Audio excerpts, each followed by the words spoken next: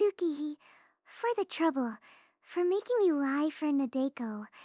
That must have been annoying, right? Getting a call from Nadeko's mom and dad in the middle of the night. It wasn't that late, and I was listening to the radio anyway. Plus, I'm used to coming up with alibis for my friends. Don't worry about it. It's not very proper of her, but it's her impropriety that saved Nadeko, so there's nothing I can say to it. Still, as far as Nadeko's parents go, they were fools to have believed her. I told Koyomi you'd be fine on your own, since you're not a kid anymore, but I guess he went to look for you anyway, and while I think he worries too much and is overprotective, what's amazing about him is that he did figure out where you were. Yeah, Big Brother Koyomi is amazing. I nod, but Tsukihi's words stick with me. No, it's not the words themselves, but they make Nadeko think about what happened last night. Worries too much? Overprotective. A meddler. Big Brother Koyomi. Knowing that he thinks about Nadeko that way, though. What's the matter, Nadeko? Not feeling well? Keeping your head bowed like that? I can't get a look at your cute face. Please! Don't say that, Nadeko begs, lowering her head even more. Last night I couldn't even manage that weak of a reply. Don't say that. I'm not cute. Tsukihi tilts her head further. Isn't cute? What the heck? You're cute, Nadeko, you really are. You're so cute, you're super cute. It wouldn't be an exaggeration to say that you're the cutest thing alive on the entire planet. You know why it's spelled that way, right? Because everyone wants to see you. You're cute, cute, cute, cute. I thought it as soon as we were put in the same class that April in 2nd grade. I thought, whoa, she's cute. Tuki attacks with a surge of cutes as if to snuff out Nadeko's already faint objection. I don't just want to shrink. Nadeko wants to cover her body in bedding and roll up into a ball. Feeling shy doesn't begin to describe it. Yeah, second cutest after me. She follows up with the same remark as that vampire.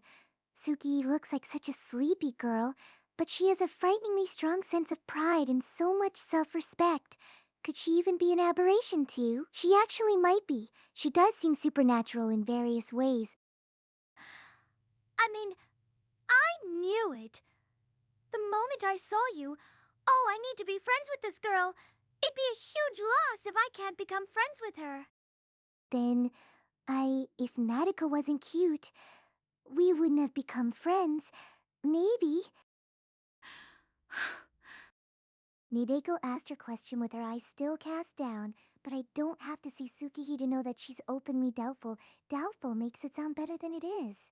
Despite the girlish, she replies with, "It's so much like the mean," that Mr. Serpent likes to tack on to mean, what is this dumbass even talking about? This is the scary Tsukihi. A delinquent is a pushover compared to her. Excuse me, what's that supposed to mean? I'm sorry. It's nothing. No, I didn't ask if it was something or nothing. I asked you what it's supposed to mean. Think you could tell me, Nadeko? I'm scared. Why is this happening to Nadeko first thing in the morning?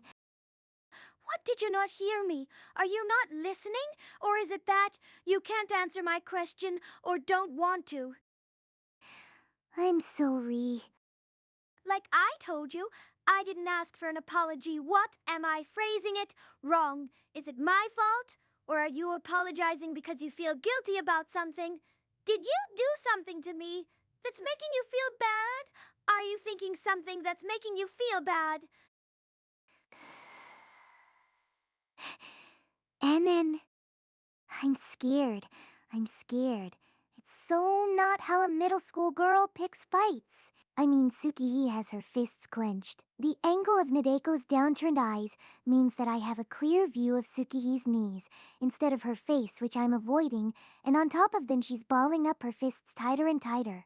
Moreover, She's not doing it out of anger. She has her thumbs on the outside like you would in martial arts. Tsukihi's making a powerful statement. I might punch you depending on how you answer.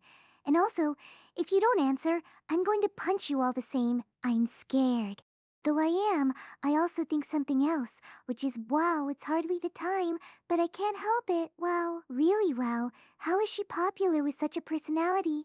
There must be lots of good things about Tsukihi that more than make up for it. That's what I think, yes. Meaning, of course, it's not just her cuteness. All right, I'm punching you. In the stomach. Wait, it'll tell you. It'll tell you. You see, Nadeko was told that by someone. This person said to her, "Aren't you glad you happen to be cute?" Seeing Tsukihi pop up without any hesitation in her movement or indecision on her face, her anger boiling over all too easily, Nadeko holds her own hands up toward the ceiling and submits loudly and fluidly like you'd never expect of her under normal circumstances. In fact, it was a vampire, not a person, but I'm not going to be that honest. It'll just sound like a lie, even though I'm telling the truth. Nadeko would get punched. In the stomach, the fact that it's not her face proves Tsukihi's not bluffing. Aren't you glad you happen to be cute? Yes, right. Why, you did a good impression. Perfect. I wasn't trying to do an impression. Still, the praise doesn't seem to offend Tsukihi, and she looks a little bashful as she sits back down. So praising her works. How easy. Actually, I fudged the diction, so it wasn't even possible to do an impression. Aren't you glad she happened to be cute? Those are the precise words Miss Shinobu spat out with a faint smile on her face. But this wasn't Nadeko's first time. People have been telling her for a long time that all I am is cute. I'm all like things like that. All you are is cute. It was a friend who said so. A girl I thought was Nadeko's friend. Who I thought was Nadeko's best friend. The girl who put the charm on Nadeko. That it's not fair when you never do anything. But in the end, isn't that just jealousy? Try rephrasing it and you'll see what a weird thing it is to say. Like, aren't you glad you happen to be smart? Or, aren't you glad you happen to be rich? Once you put it that way, there's nothing in the world that doesn't just happen to be the case. Yeah, that's true, but What about me? I just happen to be my big brother's little sister. so the first thing Tsukihi comes up with for her strong point is having Koyomi as a big brother. How terrifying. Just how does she see herself? Don't worry about it. I didn't think you'd run away from home or anything when you were taking that walk last night, but actually did you? Because someone said that to you. But it's true that Miss Shinobu saying those words to Nadeko was such a big shock that it made her want to run away. Not the words themselves, but something like the hostility in them. A hostility meant to hurt Nadeko. It was a shock. Nadeko, the question of whether or not I'd have become your friend if you weren't cute doesn't have anything to do with reality. And I think it's meaningless. In fact, I think there's all kinds of issues that come up the moment you ask that question. So I'm not answering it, but if you still want me to answer it, I'd have to tell you that I wouldn't have become your friend. Well, is that what you want me to say? Are you satisfied? Does it make you happy? Is that what you're trying to get me to say? Do you win if I do? No. No. Then do you hate yourself for being cute? That's not it. But when they make it sound like that's all Nadeko is. I don't like it, I say. I said it quietly, so Tsukihi might not have heard Nadeko, which is why I continue, like it's an afterthought. I want Nadeko's worth to be more in a place that isn't visible.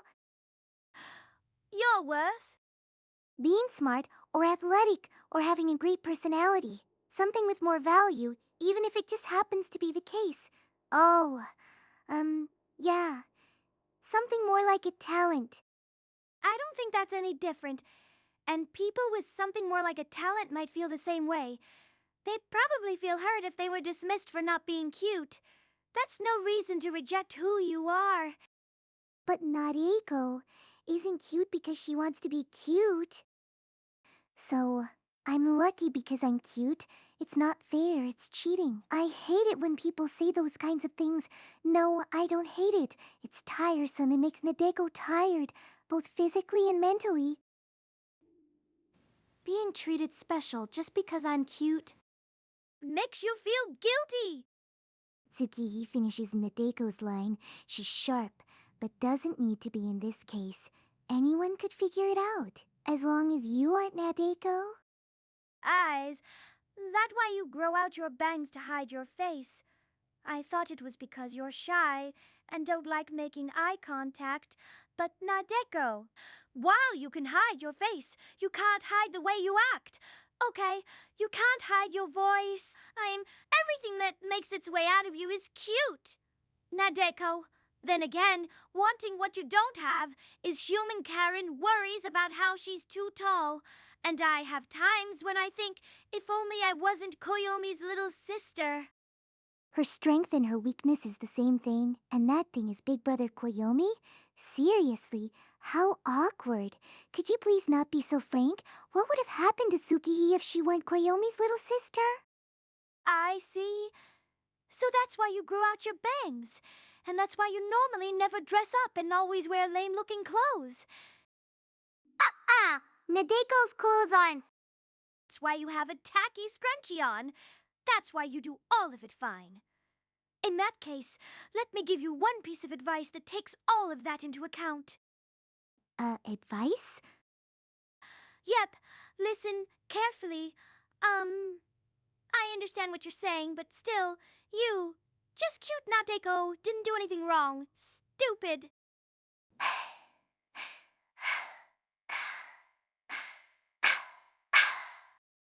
As decisive as could be, it's such an awful remark that I can't even react with shock. I know there's no room for it, but I feel like I heard her wrong.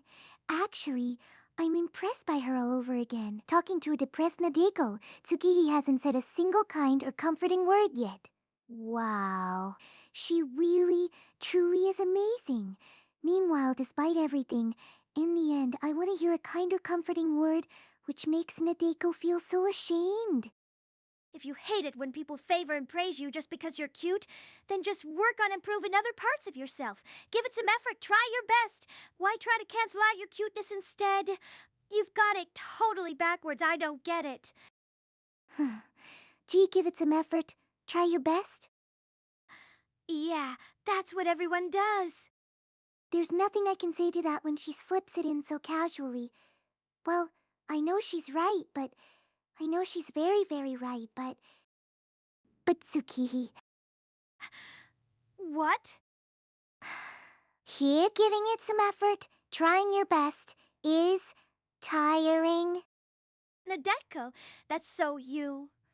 It's that laziness of yours, or maybe lethargy that I like about you. But I wonder... I don't really know, how does it feel when someone seconds your faults like that? Huh? Sukiya's words make Nadeko snap out of it. Second your faults? Like, you're sloppy, but I like that about you.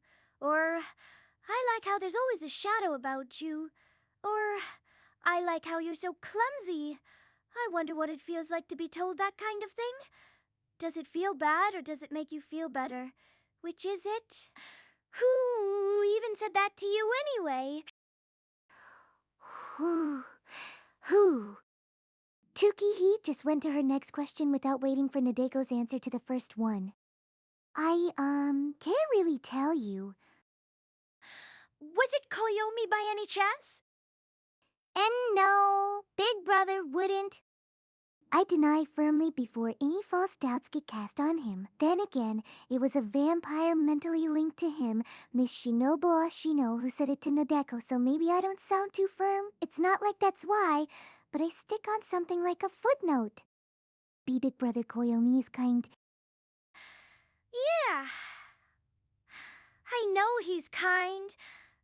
I know that better than you. but it's exactly why he sometimes says things you don't want him to, things that he doesn't need to. Tsukihi adds, Wait, so you have a crush on him, don't you? the ace up her sleeve comes from nowhere, and she's laid her hand right on the table. It feels like the game changed right as I thought we were playing poker. No, her straight question is making Nadeko want to flush, so maybe it's still poker. Right, Tsukihi doubled down. What might you possibly mean by that? I'm so shaken that I speak in a stilted way, I sound like the culprit in a classic detective novel. Then again, that's pretty much the position I'm in. Where is your evidence? Hey, you don't need to hide it. Everyone can tell. Anyway, it's so obvious. The only person too dim to notice is probably Koyomi. I thought you might be happy you got to sleep in Koyomi's bed last night. Tsukihi says this? No way. Nadeko isn't such a shameful girl and didn't take off her yukata and sleep naked in his bed for just a second. I want to say so, but can't get the words out. I'm not panicking, but I must step away from it. Well, sure, for a number of reasons. Tsukihi, if no one else would have figured it out by now. And I thought it's because Koyomi said, "Aren't you glad you're cute?" or whatever, that you're feeling bothered. It wasn't him. I correct, but maybe Miss Shinobu's words did cast a gloom over Nadeko's heart. Still, I wonder if Big Brother worries about Nadeko the way he does, even spending the whole night looking for her, only because she's cute. Maybe, if you've got nothing else going for you. Tsuki is ruthless. She really doesn't have an ounce of ruth. What part of her makes her big brother's little sister? Well, true. Their faces do look very much alike. My brother has a thing for cute girls. No, I'm kidding. I don't think that's true. Because he'll help anyone. Your cuteness doesn't mean a thing to him. That doesn't satisfy you either. You're selfish. No, that's not it. I was just trying to figure out who's right, Miss Shinobu or Tsukihi. But it's not like only one of them can be right, I'm sure. Shinobu, whom he's linked to, Tsukihi, his little sister, each of them sees things her own way. They each have their interpretation, which is why Nadeko needs to have her own way of seeing Nadeko, her interpretation of herself. But Nadeko has nothing. No interpretation at all. her own feeling, her own thinking. I don't even try. By the way, Nadeko, in that case, the flip side might be that you're being my friend just because I'm Big Brother Koyomi's little sister. What? That's... I panic. Then I remember the rumors about that girl who supposedly became friends with Nadeko just to get closer to a boy. Remembering only makes Nadeko panic more. That's not true. I mean, the order's all reversed. I came over to your house to play because we became friends in 2nd grade, and that's when I met Big Brother Koyomi. But you started to hang out with me again during first semester this year because of Koyomi, right? In other words, because I'm my big brother's little sister. That kind of stuff, Tsukihi drops her serious tone after realizing that Nadeko has gone silent. It doesn't feel good when someone asks you that kind of stuff, yeah? Regardless of whether it's true or not, see, that's what you were asking me a minute ago. You didn't even consider how it'd make me feel. I'm sorry. Yikes. Again, Tsukihi isn't looking for an apology. But it's not like I hang out with you only because you're Big Brother's little sister. Though I do think you're scary. What? Yeah, I meant to say you're slary. Slary. Nadeko has failed to talk her way out of it. Still, I have to admit, I can kind of see Tsukihi's point now. While things did happen in a different order, 2nd grade Nadeko, who didn't like dealing with people just as much then as now, came over to play at Tsukihi's house every single time she was invited, not only because of how pushy Tsukihi was, but also because of Koyomi. No mistake. So in that sense, Nadeko isn't in a position to complain or grumble. Yes, not even about that friend. I've always wondered about that, actually. I was waiting for my chance to ask Nadeko, why did you start to like my big brother so much? Why? No, wait, you don't have to tell me. I'm sure there was one thing or another. A long time ago, when we were in elementary school. After all, my big brother's cool. He's dreamy, and he used to be smart.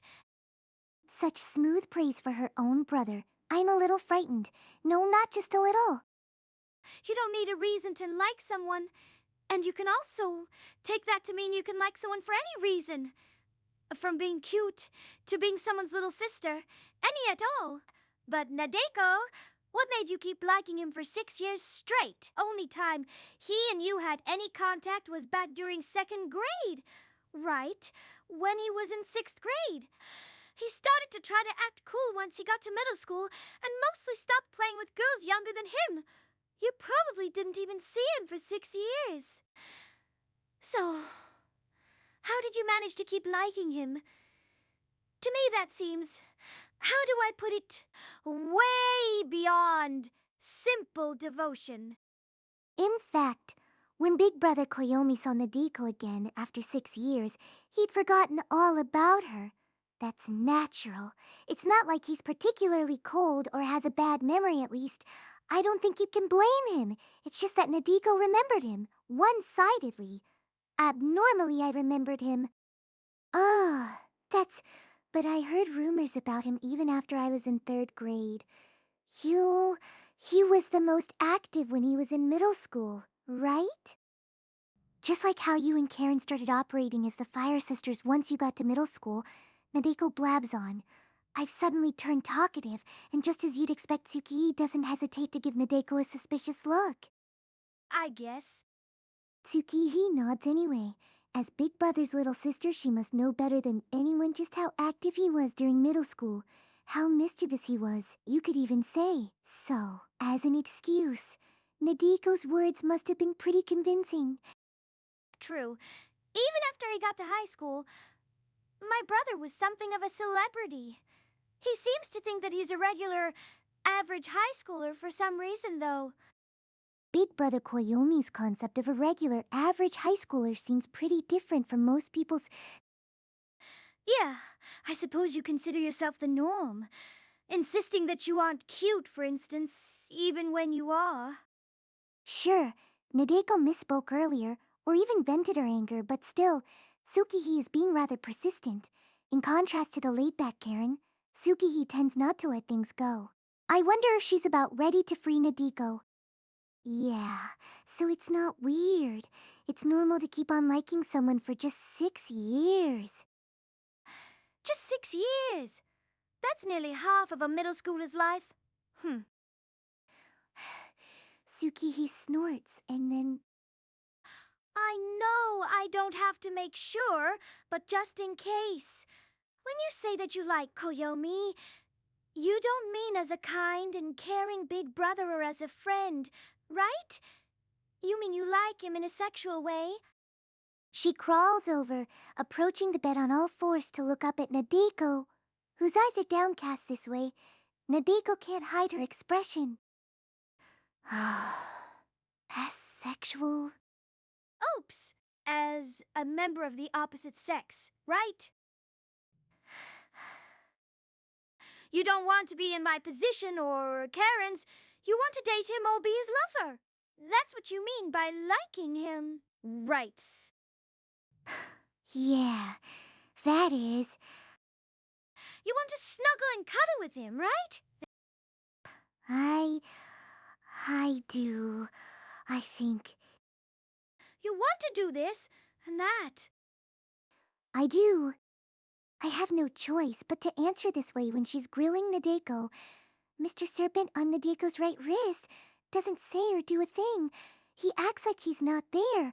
I wonder what he thinks about Nadeko and Suki upon hearing this conversation between two girls in their 2nd year of middle school. Big Brother Koyomi, I like him as a man.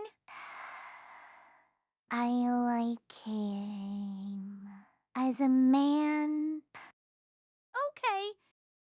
Suki nods, then continues, still staring at Nadeko's expression from below. Given the situation, you'd think she'd follow up with something like, Then you've got my support. Don't worry, I'll be your go-between. But wait for it, what she says is almost the complete opposite. This is Tsukiji after all. But, you know, he has a girlfriend, right? Nadeko can tell that her pupils are dilating and that her face is getting stiff. She feels the edges of her lips twitching too. It's not something I can stop. Even if I try, it's a physiological reaction. Though wheezing the motions, Suki sits there observing all of it. Something like an eternity seems to pass, but in reality, it must have been a single moment. Less than a blink of an eye, in fact. Tsukiji really does blink once before her eyes narrow. Ha! I see. You did know. That's your reaction, clearly. Not surprised, but caught out. Well, people like to gossip about Koyomi. It's hard to live normally in this town and not hear about it. Plus, he must have not been hiding it from you, unlike with me and Karen. With that, Tsukiji moves away from her spot below Nadeko and stands up.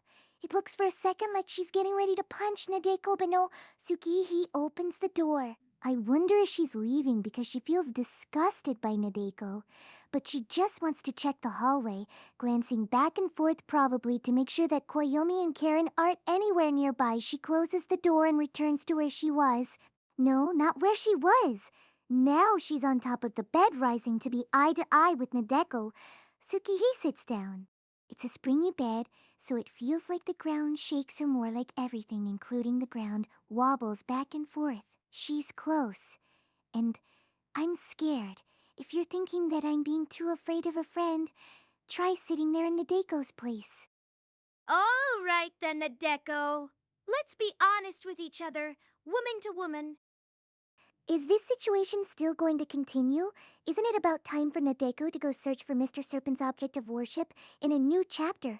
I feel like Suki's favorability rating is plummeting, but no, she probably doesn't care one bit about her favorability, right? Unlike Nadeko. When did you find out? When? Well, I did hear rumors.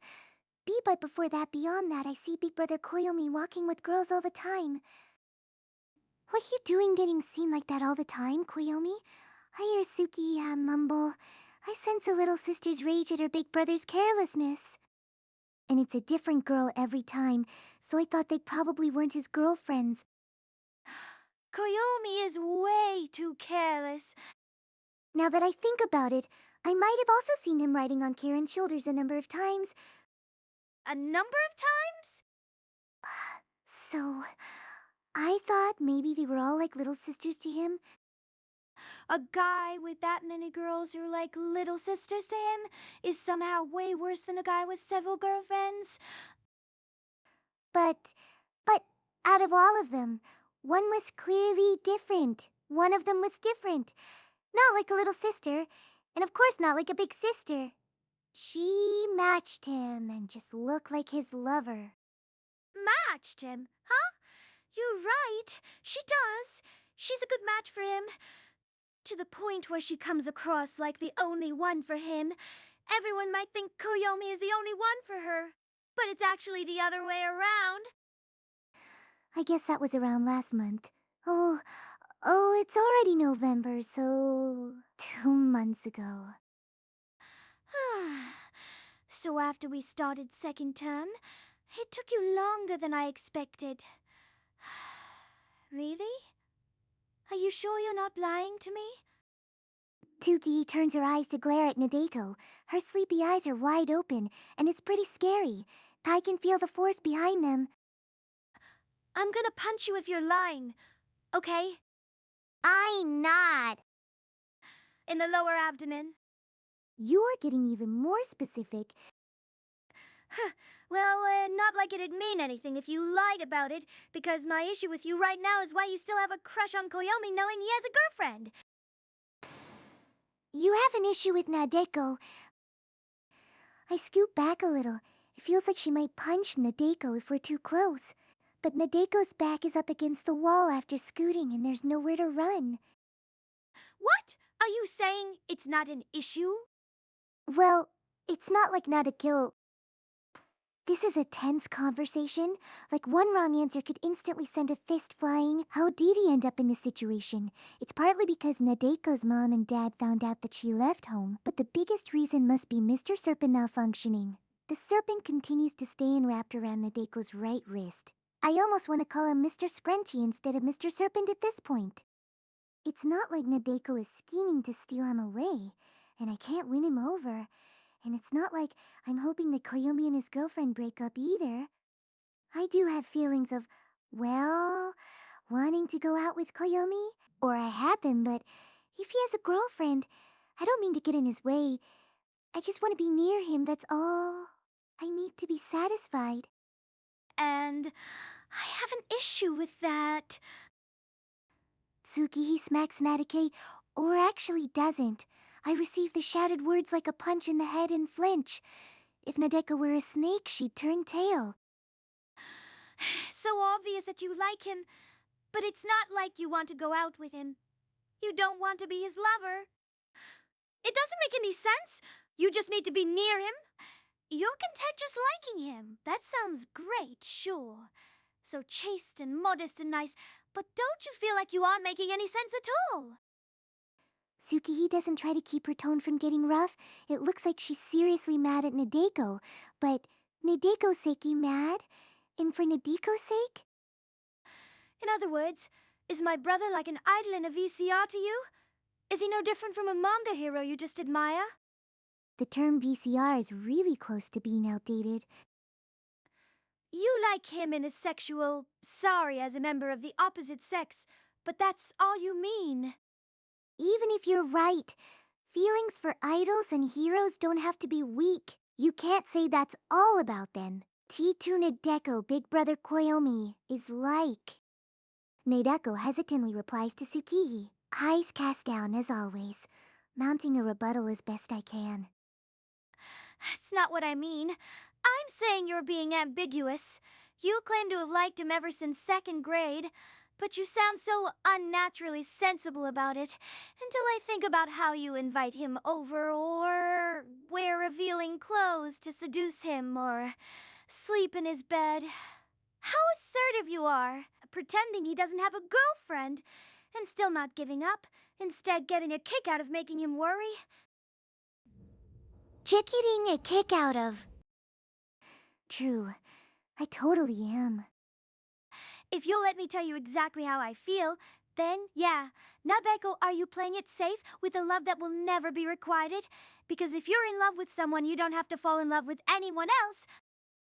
If I have a choice in the matter, I don't want her to, but she doesn't seem eager to infer Nadeko's opinion. Tsukihi just goes ahead. Ideals that are too lofty can ruin people, didn't Miss Hanakawa say? Tsukihi mutters like it's not really her problem. Well, it really isn't. It's Nadeko's problem. In that sense, my VCR idol and manga hero analogy are good ones, if I do say so myself. I wasn't trying to be sarcastic or anything. Falling in love with a person you can never reach or a character in a work of fiction means never having to be hurt. Like a 2D complex? Just kidding. It's so easy to fall in love with someone who's never going to reject you. You might never get rejected, but idols still get married, and heroes get together with heroines.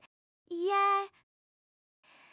Tsukihi casually nods at the argument Nadeko fought to put together, almost like being proved wrong on that point. Doesn't matter one bit. Well, Tsukihi is right. Nadeko's point is no different from a lame question like why didn't Cinderella's glass slippers disappear once the magic wore off? Because, in reality, all it does is remind Nadeko of the fact that Big Brother has a girlfriend now. Chichisuki, that's not it. That isn't what Nadeko's up to at all. Yeah, but hasn't your life been a lot easier? Thanks to being in love with Koyomi? Come on! When a boy tells you he likes you or whatever, hasn't turning him down been pretty easy? There's someone else I like. Answering with, That's not true. Might put an end to this torturous conversation. If only I could lie, but I can't.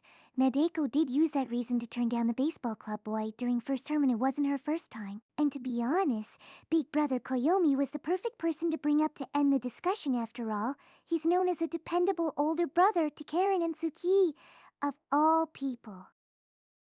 Well, don't feel bad. I mean, when I was in elementary school, I turned down boys who confessed to me by telling them that I already loved my big brother.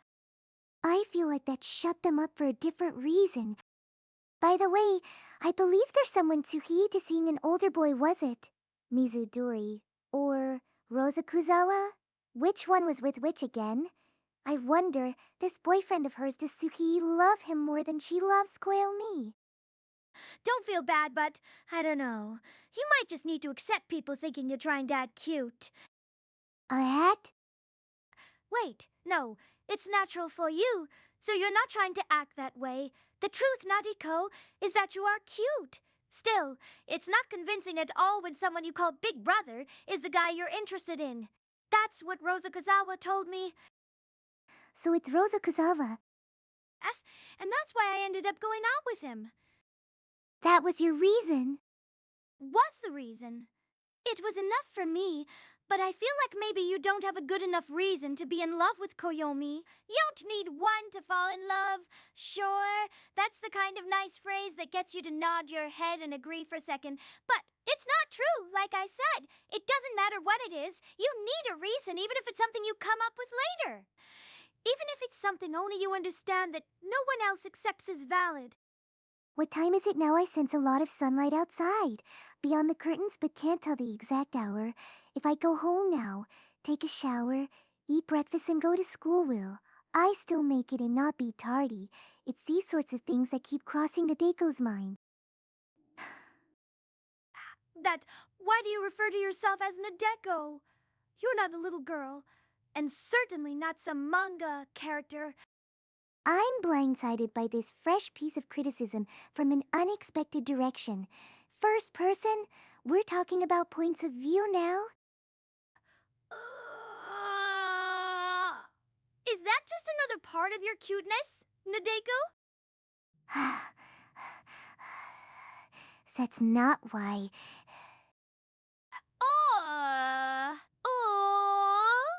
Maybe your psyche is still stuck in second grade. You don't want to think about the complicated stuff, you just want to be a girl who's in love with being in love. That might be part of it, but Sugihi, it's simple. Nadeko doesn't want to cause any trouble for Big Brother Koyomi. Trouble? Yeah! Oh, like I said, the one thing I don't want to be is a nuisance. It's true. I was shocked when I learned he had a girlfriend. I did cry all night, but Nadeko can't click off her feelings for him like a switch. I continue nodding, realizing that Nadeko isn't going to be freed if she just stays quiet. She might even get trapped in Koyomi's room for the rest of her life. Though I wouldn't necessarily hate that, I drag them along, unable to forget. It might look to you like I'm just playing at love, or maybe like I'm being too devoted, but this is normal for Nadeko. I don't feel guilty at all. But Nadeko doesn't want to cause trouble for Koyomi, or is that still no good? Is staying in love with him unforgivable? I don't want to cause trouble for him, yet almost as strongly, I don't want a heartbreak. Nadeko doesn't want to lose this love of hers. Of course I can't even cause him trouble, because there's no way I could beat her. If I was a boy, well, even a girl. Suki gets off the bed. I think she must have understood Nadeko when I see this and feel relieved, but I'm mistaken. Suki faces Koyomi's desk and reaches for its stationery holder. Hearing your assertion, Nadeko, people would only think you're cute. How endearing and brave and cute. Of course I do too. But, you know, I am his little sister, and I was the one to introduce you to my brother. When I think that I'm even a little responsible, I can't sit back and do nothing. To be honest, I'd love to not leave you alone, but sit back and do nothing. Tukia picks out a certain implement from the holder.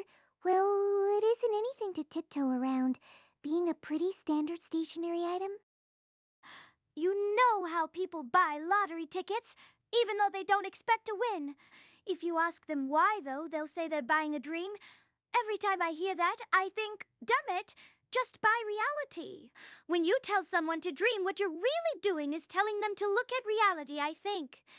If you were actually planning on confessing to Koyomi, if you were planning on fighting her, I was hoping to back you. I wanted to even.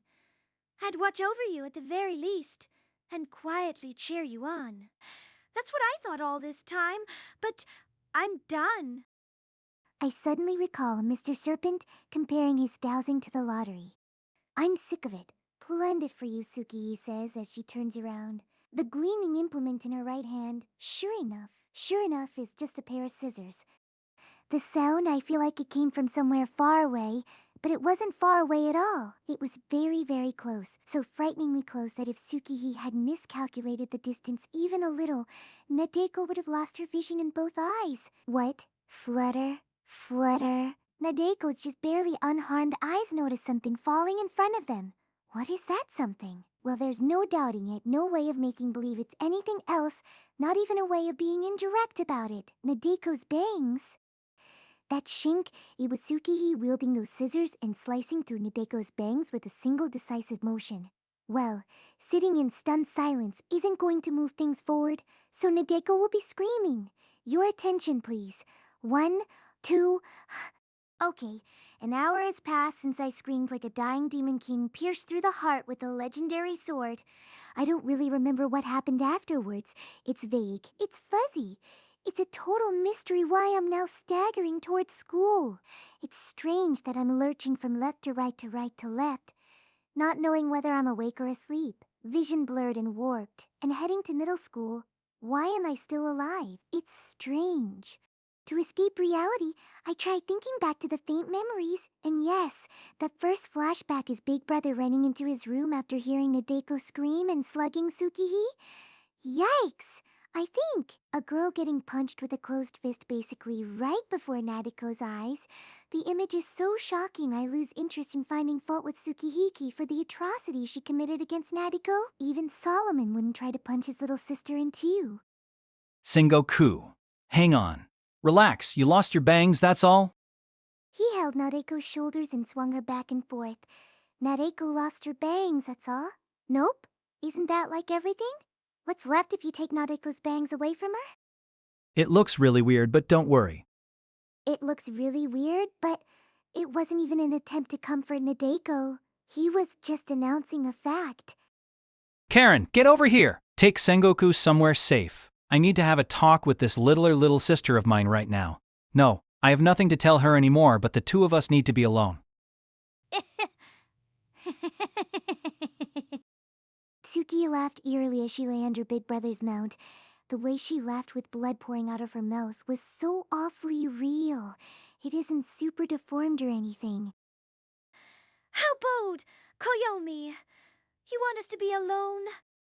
Bold is damn right. I'm about to do things to your body that will get censored for teens and Tokyoites. You better be ready. Don't go too hard on me. Oh, I'm gonna show you hard. A terrible sibling fight was about to break out. No! Karen forced Nadeko out of the room after coming in like some kind of beast summoned by Big Brother Koyomi, so I don't know if their fight was terrible or worse. What the hell have you done, Suki-hee? Even I can't defend you on this one. Shaking uncharacteristically and streaming a bizarre sweat, not the refreshing kind, Karen brought Nadeko to the first-floor washroom. Then, I want to say that Suki-hee normally uses... she took a pair of scissors off of the shelf. These were serrated, and for trimming hair, rather than the regular kind for cutting pieces of paper that Tsukihee used. We can't leave you like this. I want to clip it so it looks natural. Is that okay? Karen was being considerate. Karen, who's supposed to be crude and tactless? What's it like now? I asked, looking toward the mirror with Nadeko's unfocused eyes. In that mirror, I saw... who? That's what the sight made Nadeko want to ask. A girl with no bangs, whose eyebrows and forehead were out in the open for everyone to see. The end? No way, no way, no way, no way, no way, no way, no way, no way, no way. Nadeko mutters as she heads toward school, hiding her face with both palms as she walks. I actually want to wear a hat pulled all the way down. Even a bowler would be fine, but I'd have to take off any hat at school, no matter what kind. I even feel like taking the day off. I don't want to go to school with this hair. Well, it's a hairdo I can kind of be seen wearing thanks to Karen's surprising styling talent. Still, there's no hiding the imbalance between Nadeko's bangs on the sides and bottom. There's no balancing it without having her hair cut extra short. Try as she might to hide her face as she walks, it's useless.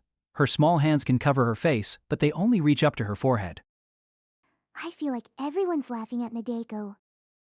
No way, no way, no way. No point in trying to run away from reality, my dear Nadeko. Then, I hear a voice coming from Nadeko's face, now unguarded by her bangs. Well, it wouldn't from her face. It actually comes from right next to it. Maybe I should just say from the wrist of her right hand covering the right half of her face. Yes. In other words, after all this time, it's Mr. Serpent. What's the matter, Nadeko? Why aren't you reacting? Shish. It's rare for Nadeko to be so rude. It's a rough tone you shouldn't use toward anyone even if they aren't gods. But it's all too much for Nadeko right now. 7 can't believe you, Mr. Serpent. You can't believe me. Why not? You didn't save Nadeko. Come on, don't be ridiculous. What could I have done in that situation? I did exactly what I promised you, and stayed quiet until the very end, didn't I? Far from scolding me, you ought to be praising me. Logically speaking, he's right. But I'm not talking about logic. This is about how I feel. Either way, what reason do I have to save you? It's pretty high-handed to complain that I didn't, you know. A real self-centered, me-first story. That's true. But, Nadeko groans, lowering her right hand. When Mr. Serpent starts going on like this, acting as an aberration and not a scrunchie, he's too close for comfort up against Nadeko's face. To put it in a romantic way, our lips were nearly touching, and it feels hard to talk to him. But since her hands are already small, it's not like Nadeko can cover her whole face with one hand, and she gives up and puts down her left hand as well. well, I can't play peekaboo like this all day anyway. No matter how much you peekaboo, people can see you. This bangless girl. I feel so anxious. It's like I'm walking around buck naked. No matter how much I look down or away, Nadeko can't hide her face. What is this immoral sense of freedom? Does Miss Canbaro always feel this way? It'd be amazing if she does. She'd have Nadeko's respect. Well, not that Miss Canbaro is always walking around buck naked. Nah, it's just normal. What immoral sense of freedom. Mr. Serpent teases like he's read Nadeko's mind. I don't even have the energy to argue back. Even so, I can't believe you, Mr. Serpent. Nadeko says to herself, but still audibly. Repeating the phrase over and over like some kind of plea is Nadeko's way of putting up a fight. I'm not putting one up consciously. The best way to describe it is that I'm delirious. You're so mean, Mr. Serpent. Mean? Why are you blaming me? This is the flimsiest fit I've ever seen. I'm not the one who cut off your serpentine bangs. It was that Tsukihide, no? He's right. But honestly, Nadeko finds it hard to direct her anger at Tsukihide. And not just because Tsukihide already took some extreme punishment. Why, though? Why would she do this to Nadeko? Don't think you're gonna find a reason. Mr. Serpent sounds like he's enjoying this. Although he's merged with Nadeko, not a scrap of our emotions is linked. He's not like Miss Shinobu or Miss Black Hanakawa. But what could he be enjoying about this? Basically, Nadeko, you managed to rub her the wrong way when she was bristling. Bee bristling? Is that some cute anime girl who's popular now? No, it's not a nickname. Don't you know that word? It's as elementary as can be. For me whose scales are always on edge, yes, bristling. In other words, you made Tsukihi mad. It didn't seem that way. It didn't seem like the moody and hysterical. Tsuki's way of getting mad still, was she mad? The result of her anger at Nadeko? Is that why those sissies flashed? No matter how mad you are, cutting off another girl's hair isn't something you do. Tsuki really is scary. Are you sure? You're a lot scarier from my perspective. Why is that? It's what I thought when I heard your conversation, Hishes. I get how Tsukihi feels. A lot better than how you feel. She and I are also pretty close as far as our existences go. Mr. Serpent remarks, not making any sense. Sure, she's a bit nastier than I am. What are you talking about? Nothing. Not a thing. If you have no idea what I'm saying, it means you don't need to know. Anyway, dear, you haven't forgotten, have you? You're gonna search for my object of worship again, starting tonight. Whoa! Don't tell me you actually did forget. Didn't. But I don't want to walk around much with this haircut, even if I can't do anything about school. And you didn't save Nadeko when she was in trouble. I grumble, but Mr. Serpent doesn't seem to catch it. Nadeko's voice was too quiet. Maybe she needs to be a little more forward. Mr. Serpent, this is just a proposal. Huh? A proposal? I hope you'll listen. It has merits for both of us. Of course I will. You and I are trusting partners, after all. Yeah, right. I won't say he has a forked tongue, but, well, it is a snake's. Nadeko speaks up. The proposal benefits both of us. Can we stop looking for your object of worship until Nadeko's hair grows back? Where exactly in that plan do I come out ahead? Eek. Nadeko flinches and shrinks as Mr. Serpent yells at her. Well, okay, he has a point. You might feel a sense of satisfaction because you did something Nadeko asked you to do. Who do you think you are? The god retorts. Just as I expected, he shoots down the proposal. I let out a deep sigh. In that case, I can just wear a hat at night, and sunglasses, and a face mask. What are you, a robber?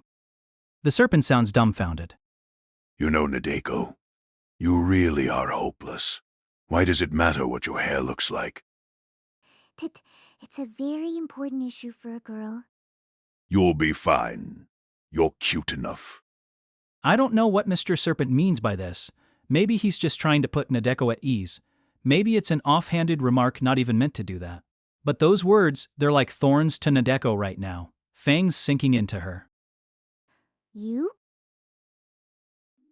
7-year, not cute. I scream on the way to school too. I realize I'm almost there, and it's among classmates, seniors, juniors, and even teachers that Nadeko screamed. She instantly shuts her mouth and places her open left hand over her sealed lips before sprinting away, to quickly make it through the gates and beeline to the school building. Hey, Nadeko, what's the matter? Why run off? People are only going to be that much more suspicious. It's when you slip up that you need to take care to right yourself. You're... It's not just because of Mr. Serpent's warning, but I finally stopped by the shoe cupboards. I can't believe I feel so uncertain without bangs. It's not even about being cute or not. I'm just so uneasy. Nadeko's eyes happen to make their way over to the full-body mirror placed diagonally, across from the cupboards, and though I already saw it on the way in unexpected reflections and glass angled just the right way. I see a girl. I don't know, a new character. It has to be an original character for the anime, or maybe even a game version. There's no game version, but still. See? This girl isn't cute. Shh.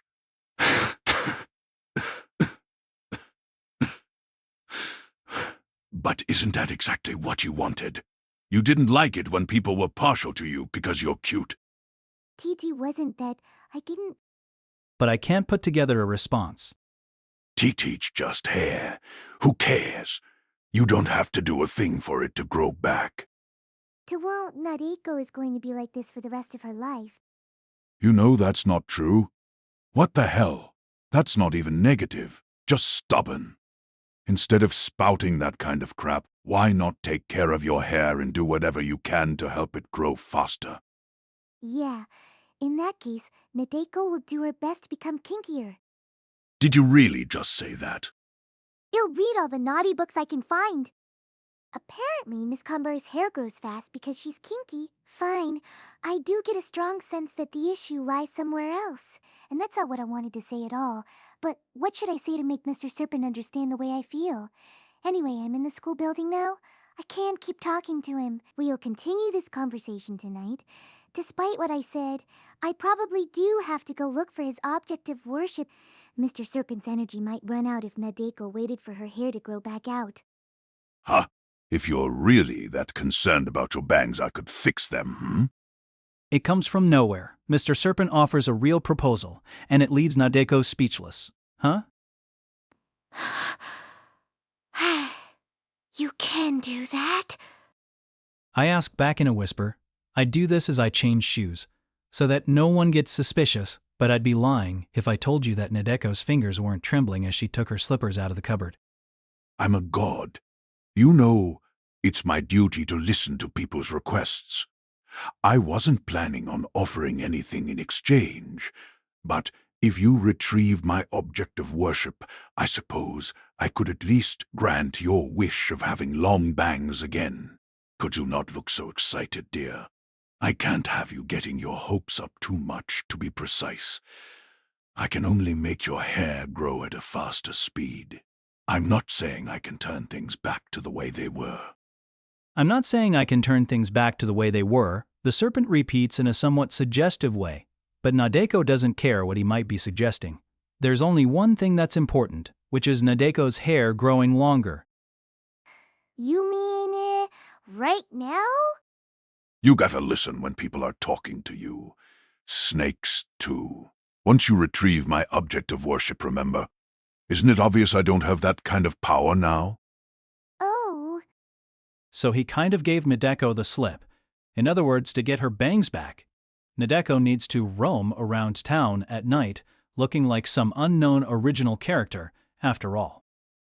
Well, I'm happy there's at least some hope, but I wonder, he might be lying to Nadeko to make her feel better. And even if he isn't, even if I blindly believe him like nothing could possibly go wrong, I still don't have any idea where his object of worship is. What's more, I've learned that Mr. Serpent's dowsing abilities can malfunction, so the path ahead is very uncertain. It feels like the situation hasn't improved one bit. Who knows, maybe Nadeko's bangs are just going to grow back out normally. As we try and fail to find Mr. Serpent's object of worship, seriously, how long is his time limit? No, Nadeko, that's not an issue. That's not what isn't. What do you mean? We might find it as early as tonight. Yes, my object of worship. We'll turn this curse into a blessing, or maybe it's like life handing you lemons and making lemonade, however odd that adage sounds coming from my mouth. Anyway, yesterday's malfunction may have worked in our favor. The serpent reveals grinning. No, he's not actually grinning with his face. While it may have been a disaster for you, the loss of your bangs just might be a lucky break for me. Your sacrifice wasn't in vain. Please don't sacrifice Nadeko's bangs. It doesn't make her feel any better. But what do you mean?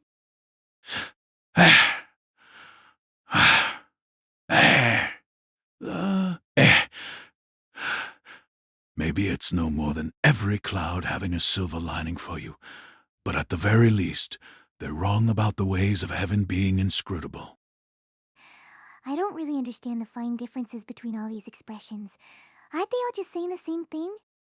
Basically, Koyomi taking you in his care has given me an idea of where my object of worship is, though naturally I won't claim to be certain. Really? Then? Nadeko's hunt for this object of worship could end as soon as today. In that case, you might really say there's a silver lining to what happened last night. A worthwhile sacrifice. It wasn't by any means, but I do feel like I'm at least being repaid in some small way. Then again, I also remember feeling the same way last night. I can't be all smiles yet. So, Mr. Serpent, you have an idea? Think will tell you tonight. We can't go searching until then, and it's going to be a bit of a surprising location for you. You want to be able to concentrate on your classes. I wouldn't mind taking a day off if he's absolutely certain where it is. But this is a promise that I insisted on. I'd be ashamed to back down from it. The thing is, Nadeko doesn't want to have to sit through her classes with this hair. That makes it feel all the more like she would be cheating, and she feels guilty. A surprising location for Nadeko. So, somewhere Nadeko knows? TT would mean that. Yes. Was there something like a hint in Nadeko's conversations yesterday with Big Brother? Or Miss Shinobu? Or Tsukihee? Something that rang a bell for you, Mr. Serpent? It would mean that. But Mr. Serpent doesn't give a clear yes or no. Well, I suppose it would mean that it doesn't not mean that. He answers vaguely. The way he puts it makes Nadeko grow uneasy. Mr. Serpent, if you're going to call Nadeko your partner, I'd like you to just tell Nadeko instead of concealing it, because it's going to be Nadeko who has to do the actual searching. Oh, no, don't you worry. I'm not trying to put on airs or anything, and I'm not plotting anything either. I'm just trying to choose the best way to do this. But And anyway, aren't there other things you ought to be thinking about and solving? well, true. Like why Tsukihee suddenly cut Nadeko's hair. According to Mr. Serpent, it's because I rubbed her the wrong way when she was bristling. But Tsukihee can get mad on other people's behalf. Maybe she's just carrying on the ideals of Big Brother Koyomi, who hustles for other people's sake. But what I can't figure out is why her rage led to that result. Maybe I'm just going to have to ask her. It also feels pointless to ask her. Also, considering the sentence Big Brother must have exacted on her afterwards, I can't go near the Araragi residence carelessly. I even want to hold off on phone calls. Yeah, I do need to think about it. The ordinary thinking would be that she was breaking Nadeko's heart by force by cutting her hair. But that seems too short-sighted. Isn't that the right answer? So you do get it, Nadeko. Bingo. But if you find it short-sighted, I guess you need to think more long-term. Not just about why she cut your hair, but why you still refer to yourself by your name. Mr. Serpent sounds appalled. His words confuse Nadeko. Think long-term? Does he mean all the time? Always. Give me a break. Thinking all the time would be so tiresome if... Nadeko starts to say without thinking, but she's interrupted. Nadeko doesn't even have the time to wonder why, because at the same moment, Sengoku, she hears from behind as someone places a hand on her shoulder. I don't feel repulsed since it's over Nadeko's clothes, but it sure does surprise her. When I look behind with a jolt, it's Nadeko's homeroom teacher, Mr. Sayabu. I was so absorbed by our conversation, I completely forgot I was already at school. So once again, Nadeko feels tense. Mr. Sayabu must not have heard the conversation since Mr. Serpent noticed him first and went quiet. Thinking so, I check him out. His expression is so totally suspicious. I wonder if he noticed something, but I'm wrong. Mr. Sayabu isn't surprised about anything to do with Mr. Serpent. It's Nadeko's hairstyle. He probably couldn't tell from behind, but unlike until just yesterday, Nadeko's no bang, so of course he'd be surprised. TI must have the wrong person. Sorry. Oh no, I'm Sengoku. Mr. Sayabu tries to leave, flustered, but Nadeko stops him. There's no need to, if I think about it with a cooler head, but I do it without thinking reflexively. 7? Nadeko Sengoku? Sengoku. So that's your true form? What a brutal line. Then again, Nadeko thinks the same thing about herself. Still, I don't want people thinking it's the real Nadeko. I don't intend for a version of Nadeko with the weird hairstyle short only in front to be her true form. Mr. Sayabu clears his throat, cheesily. Are you being bullied? That's what it looks like? From a teacher's perspective, this unique hairstyle looks like the result of Nadeko's heartless persecution. By her peers, you know what? Ultimately, you could say so. While we go to different schools, Tsukihee is absolutely a girl Nadeko's age. Nadeko falls silent and shakes her head. Denying it by saying I'm not being bullied might backfire. Like I'm really trying to deny it. Nadeko's plan seems to work, and Mr. Sasayabu seems convinced. Okay then. While he's relieved, he also looks a little disappointed, and I know how he feels. There'd be a course of action he could take as a teacher for a big blatant issue like bullying. At least we'd be able to move on from the current state of our class. Teachers are pros too. If there's a problem, they can take care of it. But, while they can enforce something like not fighting, they can't enforce getting along with each other, which is why I can see why things getting worse might seem like an improvement. Ato, he'd be nothing but a pest if he said, if only you were being bullied. Sengoku, give Nadeko a break. By the way, Sengoku, about what I asked you to do the other day, any new developments? He asks, changing the topic. Well, maybe he thinks that's what he did, but it doesn't feel that way to Nadeko who's listening. That aside, it seems to be why he wanted to talk to Nadeko. I'm glad that he didn't overhear her conversation with Mr. Serpent. Even if she's really tired mentally, even if she's beyond exhaustion and on the verge of death, Nadeko needs to stay a little more focused, she thinks to herself. At the same time, she also can't believe Mr. Sasayabu. While I know it's not good at all to feel this way about an adult, especially your homeroom teacher, I can't suppress the feeling. I mean, he only asked the other day. This has been dragging on with no signs of any solution since the start of second term, and is basically entrenched such a problem, or lack of a problem, can't be settled in a few days.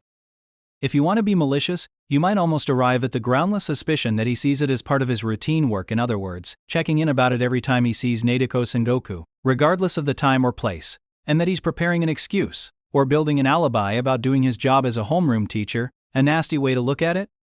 But Nadeko isn't particularly good-natured, so she can't help but think so. Furthermore, regardless of what Mr. Sasayabu really thinks, that's probably what Nadeko would do in his place, she believes. Well, all of these things might be going through Nadeko's mind, but she's not gonna say them to his face. Not a chance. Nadeko just goes silent and looks down like always. She's gonna wait for Mr. Sasayabu to give up and leave. No matter what his intentions, whether or not it's just been a few days, Nadeko hasn't done anything. There aren't going to be any new developments. Everything is still on standby. But today Nadeko's usual way isn't working. Mr. Sasayabu seems to be oddly persistent and is waiting for a reply from her. Why might that be? Has something changed between yesterday and today? Nadeko finds it odd, but then she comes upon the reason in no time. What changed between yesterday and today? Nadeko's hairstyle, of course. She can look down all she wants, but he can still see her whole face. And if he can see Nadeko's expression, he can figure out that she's not as troubled as she says. What an awful effect of the haircut. I didn't expect this. Nadeko's gloom factor has decreased now that her bangs are gone. There's nothing I can do about it. It's not like Nadeko can cover her face at this point. I just need to come up with a convincing excuse and get out of here. What should I say though? I'm sorry, I'm now proactively investigating, identifying challenges, devising an action plan, preparing approaches from a variety of directions, and holding brainstorming sessions each night, or something.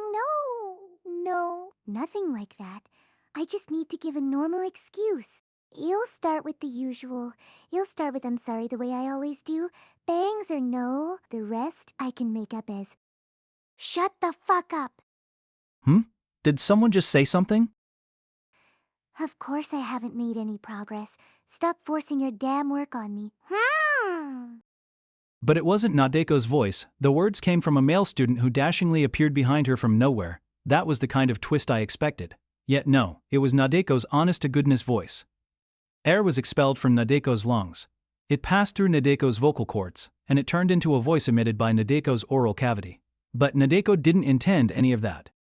Asking someone, how's that thing going? How's that thing going every single time you happen to see her? How do you think it's going for you? You're supposed to be a homeroom teacher, so instead of depressing your students first thing in the day, can't you at least lead off with a good momming? Mr. Sasayabu is stunned silent. So is everyone else. They all look at Nadeko from a distance with the same expression.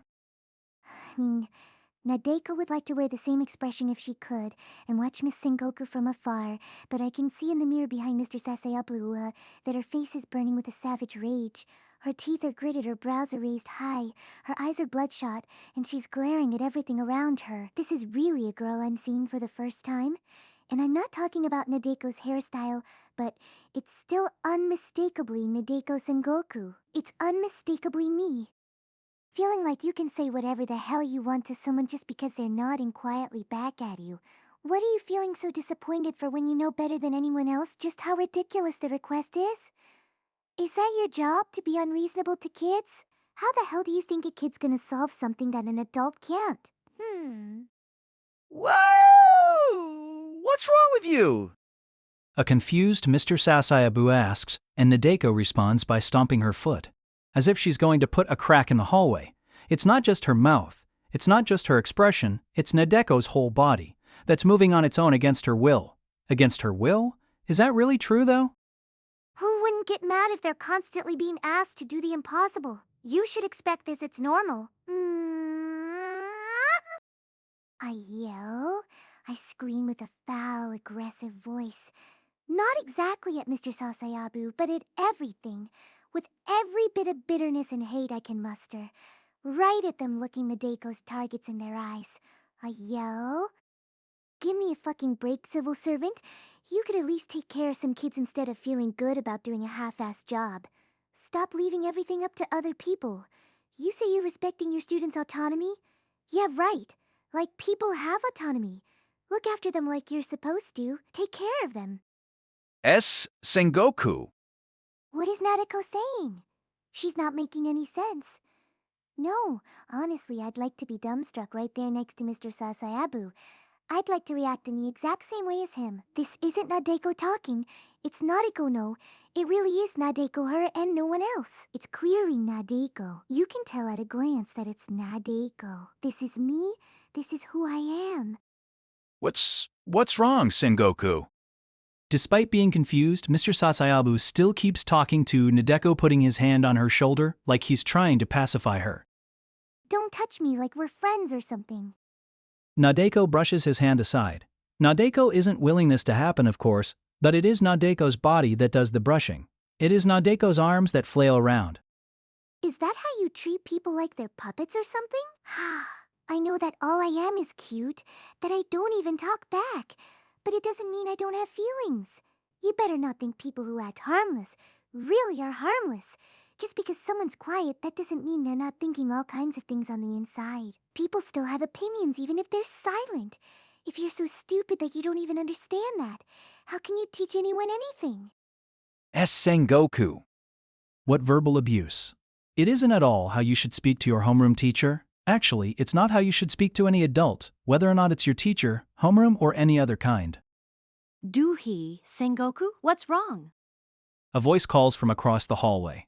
It's a boy, someone I believe was in Nadeko's class last school year. I've forgotten his name, but I remember he was caring. It seems like he was just passing by when he happened to run into this mess, and he can't hide his confusion.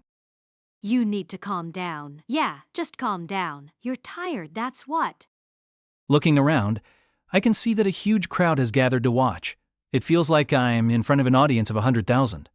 Of course, it's 20 or so in reality, being subjected to that many stares, and curious, prying stares at that Nadeko. Feels like her spirit is about to break. You might say they're the eyes you turn on a pitiful girl, but maybe it's even worse in this case. Right, they're the eyes you turn on a funny girl. But I can't escape these curious stares. Nadeko doesn't have any bangs to protect her now. And most of all, she's facing straight ahead, not facing down, not lowering her eyes. She's staring right back at all of them. Calm down. All of this is happening because I was staying calm. I'm tired. Of course I am. Anyone can see that. Stop acting like you're being thoughtful when all you're doing is stating the obvious. Nadeko is baring her fangs at this boy who is probably just worried for her. Like normal, I've gone berserk. No, but most likely, this isn't taking out her anger on just anything, it's everything. Everything in this school is the target of Nadeko Sengoku's anger. She's angry. Nadeko is angry. Every one of you, every last one of you. You're just a bunch of opportunistic fence-sitters. What are you, weathercocks? The way you face this way and that, turning round and around and around. Cut the crap already? Sengoku. That's not at all what I was thinking when I assigned you the task. Mr. Sasayabu tries to soothe Nadeko. In a tone like he's handling something sensitive, no, fragile you could say, he's flustered. It does seem like the textbook way to deal with a gloomy, mild-mannered student who snapped. But when I think back, it feels like he's always been treating Nadeko in this way. Like he's handling something delicate, like he's cleaning up broken glass. With distant words that don't approach her past a certain radius. Whatever he tells her is so far away. Your teacher just believed that you're responsible. And Me responsible? Just how awful of a judge of character are you? Can't you at least figure out how bad of a person Nadeko Sengoku is? Come on, stop letting looks deceive you! That's right, all I am is cute. What the hell are you doing believing in me? Screams Nadeko, rejecting herself wholesale. Point 5 Sengoku. Oh, fine. I get it. You won't understand no matter what I say, not any of you. It's a done deal. I can do all the screaming. I can bare my damn soul, and all you're gonna think is that she acted a little crazy for a spell. Give me a break. Listen here, I went crazy a long-ass time ago. Nadeko coats her words with as much venom as possible before starting to walk off. Toward Mr. Sasayabu, he braces like he's expecting Nadeko to put her hands on him, but she practically elbows him out of her way to head further inside the building. Where are you going? Sengoku. Where the hell else? I just have to do my job as class president. Don't I your damn orders? You ought to be happy, dumbass. Nadeko answers his bewildered question without even bothering to look back. Hold on. Wait a second. What are you up to, Nadeko? Well, I'm more perplexed than Mr. Sasayabu or anyone else. I don't see any bewilderment when I notice Nadeko reflected in a mirror as she passes by. Just aggravation. And I stomp straight toward Nadeko's classroom. Year 2, Class 2-As. A class that's fallen apart and is free of problems. Every bit of Nadeko's will now tries to halt her feet, her body, but they show no signs of stopping whatsoever. It really feels like I'm a puppet, a marionette. But in that case, who's manipulated Nadeko now? And is it her body or her mind that's being manipulated? As soon as Nadeko climbs the stairs and arrives in front of her classroom, she peeks inside through the small window on its door. It's an oddly discreet thing to do. Given all her rough words and actions, almost all of her classmates are gathered there. Is that what she's checking to see? But what Nadeko does next is what really surprises Nadeko. I know this all sounds confusing, but please understand I apologize, but Nadeko isn't in a psychological state where she can give a proper explanation. She's not in a physical state to either, and Nadeko kicks the door. Kicks it down. Kicks it down. To describe the kick, it's similar to a technique Karen often uses, a bold, brash, and fearless rolling savate with her legs wide open. The single strike, carrying all her weight, blows the sliding door off its rails and into the class. Nadeko's body should have close to zero athletic ability. I never imagined it held this much energy. The door slams straight into the teacher's desk and makes a loud noise. Then, all the students in class turn to look first at the teacher's desk and the smashed door, then at Nadeko Sengoku as she swaggers in. Nadeko feels like she's pale and mortified, but there must be rage on her face. The imbalance is confusing. On the other hand, I figured out something. Why Nadeko peeked into the classroom before entering. Well, before kicking down the door, she was checking to see that no students were near the door. In other words, she was making sure no fragments from it would hit anyone when she kicked it down. This, at the very least, is a relief, because while she might seem hot-blooded and furious, her actions are calculated and cool-headed, therefore, she might not actually do anything too crazy. Thank goodness. Nadeko did just say some awful abusive things to her homeroom teacher and her old classmate, but apparently she still has some consideration left for her fellow students. Sure, her grand entry might have been excessive, but at this rate, maybe she won't say anything too awful to everyone.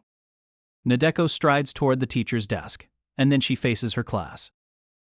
Listen up, you maggots! I expected wrong.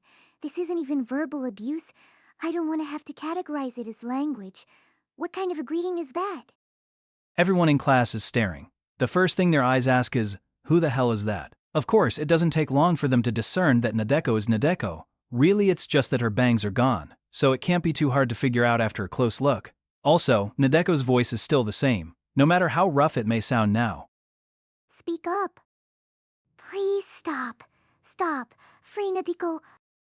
If Nadeko could move her hands the way she wanted, the first thing she would do is put her head in them, not use them to cover her face. but what she does in reality is to slam them on the teacher's desk. There's so much force that I think the desk might break too. It doesn't, of course, but I do feel like I took a few years off of its lifespan. No one tries to speak up. Of course, they're staring blankly. Listen up, all of you. You need to face reality. Nadeko doesn't care and screams at them. Yes, it can only be described as a scream. Of anger, piercing, uncontrollable. Look at you, letting your precious youth rot away mired in what's already said and done. Do you have any idea just how much of a waste that is? It's totally normal you can't trust anyone around you, so stop acting butthurt about it. You're way too sensitive.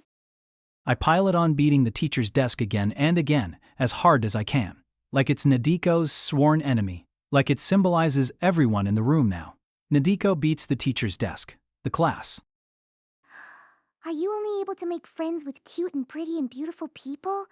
Are you only able to like people who already like you back? If you only want to be around saints, you better be ready to be alone for your entire life.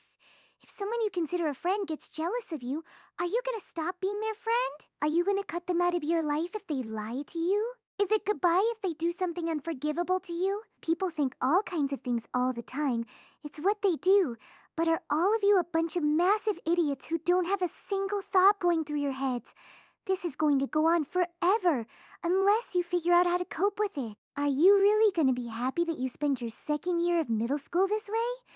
Maybe you're thinking that if you ride this out until April, you'll be in a new class then? But I'm sorry to tell you that memories are forever. You're going to remember it forever. When you're in high school, when you're in college, when you become adults, even when you start working. You're never going to be able to forget this absolutely inconceivable middle school class. It'll probably be your most powerful memory. So you need to repaint it, you need to rewrite it. What you need to remember is that no one trusted each other in class for a while because of some strange charms, but that everyone made up in the end. Everyone is stunned, silent, as they inch backwards. Part of it is obviously that they don't know how to respond to Nadeko's unusual behavior. They can't react consciously, but their bodies are moving on their own to distance themselves from Nadeko. Of course they are. Nadeko would be the same way. If a girl I don't know very well in class, who barely ever talks, suddenly showed up at school one day, spouting all of this nonsense, suddenly, is that right? It somehow feels wrong. I mean, ever since Nadeko became class president, she's been thinking the things she just said the whole time. Mr. Sasayabu didn't have to tell her? Oh, he just never did anything. She didn't do anything, even when he told her. She didn't bother doing a thing. Because? Well, it'd be such a pain, and it would just be so tiring. I'd like to tell all of you to go off and die, but I don't even need to bother saying that since you're all as good as dead. Do you understand that? God, I can't believe it. Especially the way you took advantage of how well-behaved I am to stick me with a role like class president. Talk about digging your own grave. It's times like this when one of you needs to step up and take charge. What the hell do you think I can do? I can't believe just how defiant I'm acting. You could say I'm letting it all hang out, but I'm exactly right. Making Nadeko class president could only make things worse. Nadeko-like. A girl who doesn't do a thing, who wants to stay a victim. You know what? You really are the worst. A bunch of two-faced hypocrites. You get jealous of your friends, turn on the people you like without a second thought, gossip about everyone you hate, and yet suck up and fawn over them, slap on a fake smile so you never have to confront anyone, and stab them in the back once they believe you. You are the scum of the world. The lowest, most base creatures on Earth. But there was also something real somewhere in there. Even those lies might have been real, right? Nadeko says, screaming. No, maybe it's the one thing that she didn't scream. It wasn't a scream. There was no anger. It may have been a cry.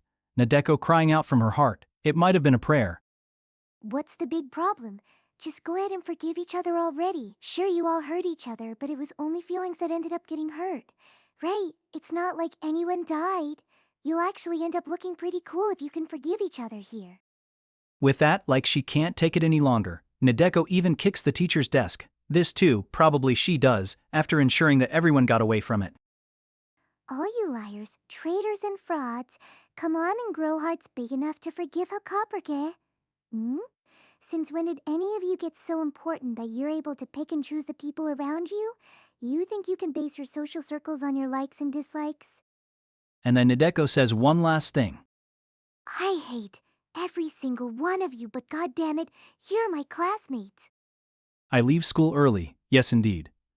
While you might say that it's too late to leave early, I can't stand being there any longer and run out. I'm still in my school slippers, but it doesn't bother Nadeko. I don't even have the energy to cover my face. I'm walking absent-mindedly. Even more absent-mindedly than on the way to school. Thinking back on it now, what a great time I had heading to school. The happiest I've ever been. Yes, on a stairway to heaven. What was Nadeko even worried about back then? Hey, Nadeko. I hear from Nadeko's right wrist. It's Mr. Serpent. Ah, Mr. Serpent, how long has it been? So, he's still here. You okay? You seem exhausted.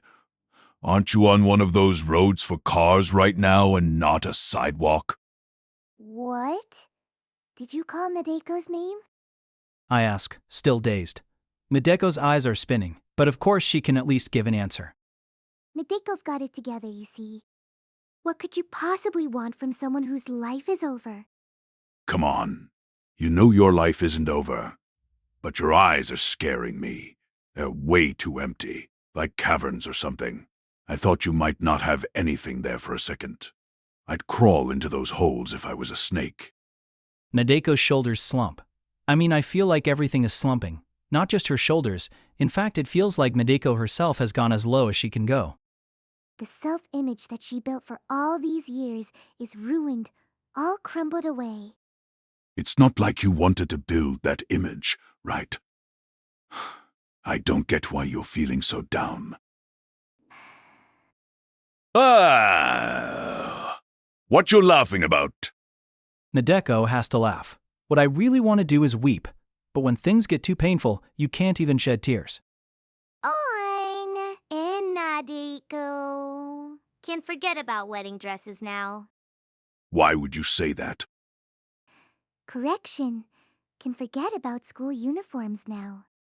Still, I do follow Mr. Serpent's advice and get back on the sidewalk, modifying the course that at some point led Nadeko into the street. People might even think it was suicide if I got hit by a car. Nadeko is surprised at how gluttonous she is, though the way she still tries to stay alive.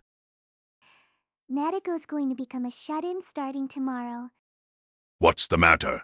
It felt great to blow up on everyone. That creepy teacher of yours. Your classmates, you shut them all up. Everyone was just shocked. Shocked at how ridiculous Nadeko was. Reminded of it by Mr. Serpent, Nadeko thinks back to what happened and the way everyone looked, and a headache even more intense than her dizziness assaults her. Everyone was looking at Nadeko like she was trying and failing to sound cool. They were all just feeling super awkward. Trying and failing to sound cool. There's no worse way to fail. By the end, they weren't even looking at Nadeko like she's a pitiful girl. I was a painful girl. Someone not even worth pitying. Really painful. Super painful. Marquis de Sadeko. Trust me, it's fine. It's not that bad. And the fact that no one is coming after Nadeko is proof? Do you want someone to come after you? No, but... So what do you want? I'm on unstable footing, emotionally and in every other way. I don't know where I'm headed. No. Really, where is Nadeko walking to right now? Her body is back to doing what she tells it, but Nadeko isn't in any place to tell it anything. Actually, dear, I'm sure you already know, but just to be sure. The serpent sounds fed up with Nadeko, like he too is shocked by how ridiculous she is. I wasn't controlling your body back there to go around and say whatever I felt like. You know I don't want you getting the wrong idea. I guess the effects of merging with me simply showed up in a very pronounced way. The shackles you normally have on yourself were removed. There was nothing unusual about it. Your usual thoughts and feelings just came pouring out of you in a normal way. Usual. Normal. 7, no. Shut up already. One went and told him to shut up, when an I know would have been enough, but I have to lash out. That was Nadeko. It was Nadeko, Son Goku, and no one else. Nadeko herself, Nadeko said what she wanted to say. I know you didn't do anything wrong, Mr. Serpent. Yep, that's right as long as you know. But I do think it's your fault. The fact that Mr. Serpent isn't wrapped around Nadeko's right wrist and merged with her. The fact that he's sucking energy from Nadeko has to mean that he's having some kind of effect on her body and mind. In other words, what happened was a manifestation of those effects, though of course, Nadeko not being all there after Tsukihii cut her hair must have played some part. I said what I wanted to say. It wasn't Mr. Serpent, it was Nadeko. The things building up inside her guts. The stuff that would have stayed there while I went through the months and graduated, my impulses took over, and I let it all come out. That's all. Horribly enough, that funny, painful, and yes, pitiful girl was Nadeko Sengoku, and no one else. The high-handedness, the incoherence, it was all Nadeko Sengoku. But, well, since it looks like Nadeko's life both in and out of school has come to an end. I sigh as I try to switch topics. The topic doesn't change, of course, but I guess now that I don't have my bangs, I'm forced to look at what's ahead. I'm facing forward, even if it's only in what I say. While we're at it, why don't we end it all, Mr. Serpent? Hun? You already have an idea of where your object of worship is, don't you? So let's go find it now instead of waiting for nighttime. The sooner the better for you too, right? Oh, well, why not? It's not like I have to sleep or anything. Yeah, so let's hurry up and do this. You'll find your object of worship, you'll get your true power back, and then we'll part ways. And it'll all be over then, okay? What comes after that isn't something I'm able to think about. Nothing comes to mind. What I do know, though, is now that so many things have come to an end, I want to go through and put an end to whatever needs to be finished. Yeah, sure. Mr. Serpent nods. He sounds solemn for the first time in a while. That's exactly what I want. No objections. No more subjection, either so long as I get my body back. That's all that matters. It's not like I have any interest in your life, Nadeko. What you do after this is none of my concern. Right. I don't even feel like arguing with him. It'd be silly, and anyway, I feel the same way. It's not like Nadeko is interested in what Mr. Serpent is going to do after this. Nadeko isn't searching for Mr. Serpent's sake, it's for her sake and hers alone, to make amends to Tone. She just wants to feel better about herself. That's all this is for. So, Okay, then tell me, Mr. Serpent, where does Nadeko need to go, and where does she need to search? the serpent replies immediately to Nadeko's questions for ending it all. In other words, he must feel determined, too ready to end it all. Big Brother Koyomi's home. But what the serpent's determination meant was something Nadeko wouldn't learn until a little later. That offhanded answer. It doesn't surprise Nadeko too much. That's where it can all end. Both of Big Brother Koyomi's parents work. I've asked before what they do. But both he and Tsukihii just gave a vague answer like, well, they're civil servants. Yeah, civil servants. Their stories were completely straight. It's kind of suspicious. There must be more going on behind the scenes. I secretly wonder if they're involved in some shady line of work. But whether or not there's anything behind the scenes or in the shade, I do at least know that they don't work from home and aren't there in the afternoon. Which is also when Koyomi, Tsukihii, and Karen are at school, obviously. Then again, there's no guarantee any of the three siblings are out, given their surprising tendency to skip school, but if they're skipping, they should be somewhere saving people or something. So either way, they shouldn't be home. In other words, the Araragi residence is empty in the afternoon. Completely empty. So if I'm going to sneak in, afternoons would be much better than nights. Isesh, you know. They do say that afternoon burglaries are more common than nighttime ones. And you know what else they say? Leaving your door unlocked or your windows open makes it harder for robbers to come into your home, not because you're appealing to their sense of kindness, but because it actually makes them think someone's home. Nadeko doesn't even nod in response to the serpent's words. How could I to a piece of knowledge he pulled out from Nadeko to present to Nadeko? What follows, though, is Mr. Serpent's opinion rather than any knowledge. Wonder if you aren't the same way getting people around you to protect you by making a show of being defenseless and harmless. Of course, in your case, someone really is home. Can we please stop having these meaningless conversations, Mr. Serpent? Nothing's going to come from talking like this. All that's left to do is search Big Brother's home to find your corpse. We can do that fine without opening our mouths. I noticed that I said corpse and not objective worship, but I don't even feel like re-saying it. Nadeko just looks up at what's in front of her, the empty Aragi residence. So, how should I break in? And anyway, are you sure, Mr. Serpent? Huh? About what? About your core objective worship being inside Koyomi's home. Are you really sure this isn't another malfunction? Nadeko voices her doubts, and I think anyone would after the chain of events that took place yesterday as a result of Mr. Serpent malfunctioning. It's not even just in case. No. Like I said, something came out of that malfunction, in fact. You could say this is going exactly as planned. Koyomi found you thanks to it, and you were able to get into his home, which is when I noticed where my object of worship is. But you didn't do anything in Big Brother's room, not even malfunction. T was doing everything I could to hold myself back. You know I can't start vibrating in front of other people. That's why I was silent the whole time we were in that room. So it wasn't just because we were around other people. True, Mr. Serpent didn't talk even when we were alone in the room after Miss Shinobu hauled Big Brother out of it. I guess he was spending energy then.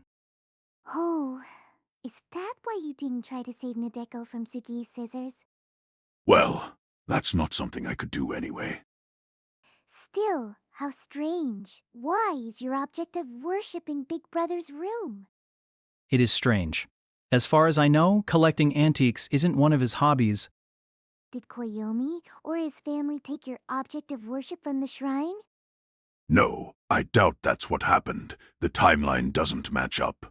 Probably my object of worship was taken somewhere, and someone found it before I could, and entrusted it to Koyomi.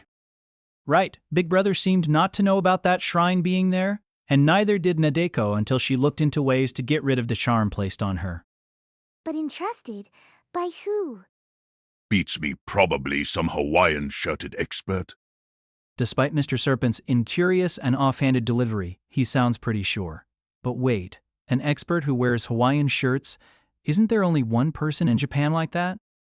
Whatever the case, though, there's no guarantee. Who knows? I could be malfunctioning again. Just hurry up and get in there to take a look around, Nadeko. Could you please not sound so casual about it? Hearing that is disheartening. The thing is actually indoors. He's been using words like burglary and robbers, and that describes exactly what Nadeko is about to try and do. The sensible thing to do would be to ask Koyomi or Tsukiji and get permission to come inside, but Koyomi is always with Miss Shinobu, and Tsukiji is just scary, even if you don't count what just happened. The fact is, it's hard to ask either of them. Explaining why would be hard too, so Nadeko's only option is this sham burglary. No, I really am trying to take something from inside the house. It's pure burglary. Okay, Nadeko will do her best. I'd look suspicious loitering outside for too long, and Nadeko is still in a school uniform, so the police could easily come pick her up. Making up her mind, Nadeko opens the gate to the Araragi residence and enters the premises, boldly, like I live there. Point, one can't believe that Nadeko, who's dedicated her entire life to being quiet and out of sight, is doing such a thing. Can I thank Suki cutting Nadeko's bangs for this too? I don't know. Nadeko doesn't know herself anymore. But the wind is suddenly taken out of Nadeko's sails when she discovers that the front door is locked, after all. Double locked, at that. It seems kind of like a new door, though I didn't notice yesterday because of how dark it was. Could they have remodeled recently? What to do, Mr. Serpent? Remodeled. Remade. It doesn't matter to me, nice try. But you can't keep out a god. Huh. What, is he going to use his aberrational powers to blow down the door the way Nadeko did at school with a rolling savate? I'd rather not do something that would just lead to more trouble down the line. Speaking of which, they say that vampires and ghosts and stuff can't enter into enclosed spaces unless they have permission from someone inside. Is that not the case for Mr. Serpent? Oh. But speaking of sealed-off spaces, just then, Nadeko hears sounds coming from inside as she's thinking aloofly to herself, I don't have to check to know that it was the sound of the locks being undone. I fearfully open the front door and white snakes come wriggling out. Two of them, Nadeko tries to move her feet out of the way as fast as she can. But the snakes are already gone by then. Yes, just like the hallucinations that appeared in Nadeko's shoe cupboard and inside her desk. Sealed off spaces? They don't mean a thing to me. I'm able to nullify any barrier. That's very heartening to know in committing a burglary. So it seems like those snakes weren't just hallucinations. And now that I mention it, I didn't just see them. I think I felt them too. I hurry inside to the entrance, close the door, and lock it back up. I'm being brisk like never before. But when I think about it more, I shouldn't have locked the door, and in fact shouldn't have opened it. Instead, I should have left the house as soon as I possibly could, even putting any ethical questions aside. An aberration that nullifies any barrier that lurks in sealed-off spaces. If only I thought about what that meant. But not able to find the time now that Mr. Serpent is vibrating. No, quaking. What an incredible reaction. He's spinning furiously on Nadeko's right wrist. If this is his dousing the sandbox yesterday, can't begin to compare. Gah. Yep. This is where. Mr. Serpent says, stopping. Even Nadeko can tell it's a challenge. If I had to liken it to something, maybe it's like stopping yourself from shivering when you're cold. He even seems to be in pain. Let's hurry, Mr. Serpent. It's impossible not to worry when someone seems to be suffering right in front of Nadeko's eyes. Taking off her shoes, her slippers, Nadeko puts them in the plastic bag she got on the way and steps up into the hall. Where could it be? Is Big Brother Koyomi's room suspicious in the end? Yeah. I'm basically like a compass at a magnetic pole right now, so I'm not completely sure. But I guess it would be his room that I'm finding suspect, Mr. Serpent says. But his words seem to lack their usual edge. Koyomi is halfway to being an expert himself. You see, and he's served by that legendary vampire. Served, huh? Nadeko sees their relationship pretty differently, of course. I don't think Big Brother is serving Miss Shinobu either. I don't know. Their relationship is like... it's like... Temmie's? V1 hurry. I climb the stairs. I know where I'm going, because I was here just yesterday still. I cautiously tiptoe up to the second floor. I'm thinking of different excuses I might use in case someone's home. I'm sorry, I forgot something when I was here yesterday, so Nadeko let herself in to get it back. The lock on the front door was undone as I reached toward the doorknob for Koyomi's room. It feels so immoral, but resigned to the fact that her life is already over, Nadeko has sunk into desperation. I feel strongly, that whatever happens can happen. Nadeko can forget it. And in fact, after this, whatever does happen, and Nadeko does forget it, but totally not seeing it coming, she just enters Big Brother's room. Maybe Tsukihii is actually taking care of herself in the next room over after getting beaten up by Koyomi. No, chances are she was hospitalized after what she went through. I realize belatedly as I step in. If she hasn't come out to challenge Nadeko yet, it's probably fine. One do pray she's in class and not the hospital. She might have done something awful to Nadeko, but we're still friends. Still friends? Yeah, if only I could have felt that way. Hmm? Talking about back then? About the girl who put the charm on Nadeko. I stopped seeing her as a friend afterwards, but there must have been a better way. The verbal abuse I heaped on everyone in class. It was what Nadeko wanted to tell herself, I bet. Still, it was impossible because we're not saints. That girl isn't a saint, and neither is Nadeko. If someone does something to you that you hate, you're going to hate them. If they're nice to you, you're going to like them. If they're nice to you, you're going to like them. You're being so honest. What's the matter, Nadeko? Nothing's the matter. Nadeko closes the door to Koyomi's room and decides to take a look under his bed first, though it can't be hidden there. If the Hawaiian-shirted expert, in other words, Mr. Ashino, really entrusted it to him, Big Brother would hide it somewhere and not display it. Now that I think about it, it's really true. Nadeko likes people who are kind to her, and she hates people who are mean to her. Liking someone who thinks nothing of Nadeko, let alone someone who dislikes her, it's just not possible. When you're dealing with people, the way someone feels about you is very important. And if the way you feel about them is just as important to them, I wouldn't want to be friends with anyone with feelings like yours, dear. Speaking of which, Nadeko, you don't remember anything about the boy who told you he liked you, do you?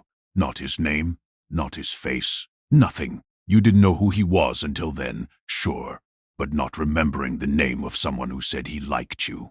Don't you think that might qualify you as someone with personality issues? And it must be to hide this personality of yours that you never tell people how you really feel.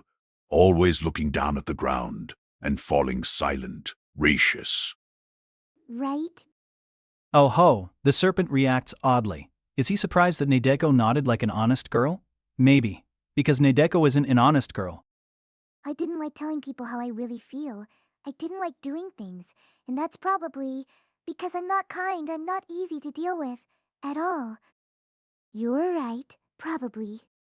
I say to Mr. Serpent as I search through Koyomi's room. Well, it seems like I'm conversing, but maybe it's more like Nadeko talking to herself. At least I wasn't expecting a reaction. What Tsuki said was correct. Nadeko likes Big Brother because that way she never has to get hurt. Well, I mean, romance takes up so much energy. Not to sound like you, Mr. Serpent. Falling in love with someone, being loved back, an unrequited love where you just yearn might actually be easier. You don't have to be distracted, and you don't have to feel lost. Just like Tsukihi said. That's the only explanation that makes sense, right? I tried to make all those excuses this morning, but a girl as unserious as Nadeko spending 6 whole years really loving a friend's big brother who she barely knows, and him alone. It's a stretch, isn't it? It's not like there was something in particular. There were various things, but there wasn't anything. Either, no big story behind it all. Although Tsukihi was convinced by her own words, it's not like there was a key episode, back when I was in 2nd grade Big Brother saving Nadeko when she was about to get hit by a car, or stepping in to help when Nadeko was being bullied. We just played games together in Tsukihi's room. If I had to give a reason, it's all because he was Tsukihi's big brother. All because he was Koyomi Araragi. In other words, the only explanation is that it felt safe to like him because he was so beyond Nadeko's reach.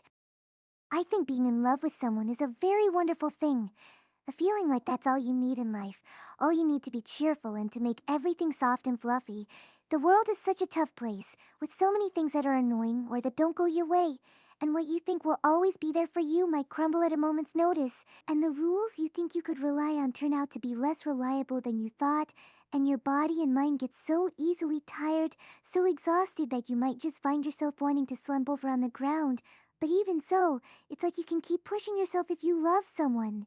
It's like you can smile even when you want to cry.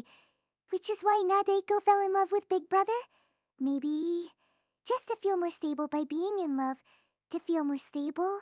Mean, isn't it gross if you think about it? That's all it is, right? Gross.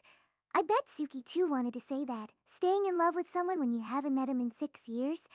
It might be beautiful and romantic if it was some tale, but to be frank, you're just a stalker. That's just heavy-eye. Nadeko rambles.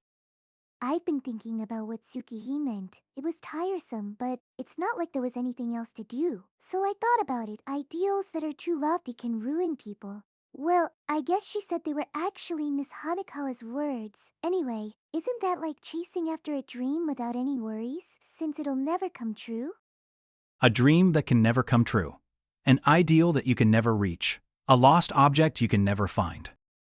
Then, even if it doesn't come true, even if you don't find it, even if you don't reach it, you never have to get hurt. You won't have to change. You won't have to do a thing. I mean, it'd be such a shock if a reasonable dream never came true. Lofty ideals are probably a way of protecting yourself, because when they don't happen, you can always say, I knew it. Don't dream. Look at reality instead. How many setbacks has Tsukihi had to experience? Just how much did she need to learn before she could talk to Nadeko the way she did? Like she knew it all. Experiences that would make Nadeko fold if she had them, even once knowledge that would cause her life to end. Yes, snapping on her teacher and turning the rest of her class against her the way I did must be nothing to Tsukihi. Tsukihi wouldn't even leave school early afterwards. She'd probably sit through class like nothing happened. It's that Tsukihi that Nadeko fold if Nadeko fold in that scenario I did. You know, it just might have been Tsukihi that I fell in love with first. Maybe by falling in love with Big Brother, I wanted to become Tsukihi's sister. Sometimes I notice that I'm working to find Koyomi's good points. Nadeko's hands are moving the entire time she's talking. but I still don't find anything resembling Mr. Serpent's object of worship. Maybe it's not in this room. On the other hand, Koyomi's room is the absolute furthest I'd be allowed to go in searching this home. In any case, when I look at it like this, his room lacks individuality. I guess you could say that. I don't feel anything Koyomi-ish from it. It's not really showing Nadeko anything about the person who's always using it. There are barely any items that could tell you about his hobbies or tastes. All the books on the shelves are famous, and I don't get a glimpse at anything like his more fanatical interests. It's almost like a hotel room, with the bare minimum in it, like he's ready to leave at any moment and has already gotten ready to do so. If a family member's room looked this way, you might feel uneasy. I have that thought. Wait. And then, right when I'm quietly having that thought, I discover an item that makes his hobbies and taste very obvious. A dirty magazine, a number of them in fact together inside his bottom desk drawer. Yikes! Yikes! Yikes! Hey, Nadeko. This really would make your family feel uneasy. I take the top one from the stack. The cover is unbelievable. To describe it to you, it's... How do I put this? There's a girl with pigtails and... No. Nadeko can't say more. This is so tailored. I should have expected as much from Big Brother Koyomi. No joke. Well, it's fine. In its own way. Well... It's fine. In its own way. Hey, Nadeko. Be quiet. Your object of worship might be in between the pages of this magazine. Nah, it's definitely not that flimsy. Ah! I take a careful look through it. I examine each page so as not to miss anything. It would be a big deal if I missed Mr. Serpent's object of worship, you see. Nadeko. Hmm? Nadeko doesn't like to say I or me. Why do you think that is? How should I know? Figure it out for yourself. That's it. Hun? That must be it. It's because Nadeko doesn't have a self. Nadeko states, reaching for a second magazine after finishing the first. This second one, completely different, is about foreign affairs. How scandalous. I can't do this. I can't even start to do this. Nadeko doesn't have a self. I mutter. That's something else I've been thinking. As much as I didn't want to think it. A self? Are you sure you don't mean self-confidence, my dear? No, a self. What are you saying, Nadeko? The person right there is you, and no one else. Those hands, those legs, that body. Down to every one of the hairs on your head, all of that's you, Mr. Serpent details. So of course you have a self. Yeah, of course there's someone named Nadeko Sengoku. A someone they call Sengoku. Someone they call Nadeko. That's someone you call Dear, Mr. Serpent. She's right here. There's definitely a girl in her second year of middle school who's searching through Big Brother's room right now. But that's not me. I can't see that as being who J am. Nadeko is someone else as far as I go, which is why Nadeko never calls herself me. Not the person everyone takes to be Nadeko Sengoku is cute. They're not talking about me? Somehow it feels like I'm living another person's life, like I have no self. Nadeko lives her life doing what others say. She only reacts to what others say. She never does anything herself. Of course she doesn't, because Nadeko has no self. She's not even empty. There's someone on the outside of Nadeko, who's a question mark, and on the inside too. Talk about stupid. So in other words, you're a kid. The serpent poo-poos. That really is why little brats call themselves by their first name. Everyone else calls them that. So that's how they understand themselves, basically. It means they haven't formed an ego. Oh, and that's why your teacher refers to himself in the third person too. Because calling himself your teacher gives him a sense of actually being your teacher. In other words, Nadeko not having an ego, not having something she can call herself. There's nothing wrong with that, not on its own. Living a life that's true to who you are isn't all that valuable, actually. But if I don't have an ego, if I don't have a self, then there's no point in being here. That point is too much for you to bear, Nadeko, right? He's right. It's not like Nadeko wants an I at all. If there's anything she wants, it'd be magazine number 3. Uh-oh. Is it okay for a high schooler to be in possession of this? Your entire life could be ruined if it got out that you own such a thing. Maybe we should say this is your object of worship and take it home with us. That how you view my object of worship. Something floats down from inside the third magazine, a bookmark. Koyomi is more meticulous than I thought if he's using a bookmark in a centerfold collection. If he used a bookmark, does that mean that he likes this page in particular? In that case, I need to check it out. Let's see, here. Really, Mr. Serpent? Like you said once, Nadeko doesn't feel that bad about it. About your brethren, your brothers, your underlings, thralls. In other words, about killing all of those snakes, and in such a cruel way. I don't regret it. I don't feel any remorse. I don't do a thing. Nadeko just thinks she couldn't help it because Nadeko thought she'd die otherwise. There's a possibility that Nadeko just might feel remorse, but G don't. But your massacre was meaningless, and in fact, only made things worse for you, didn't it?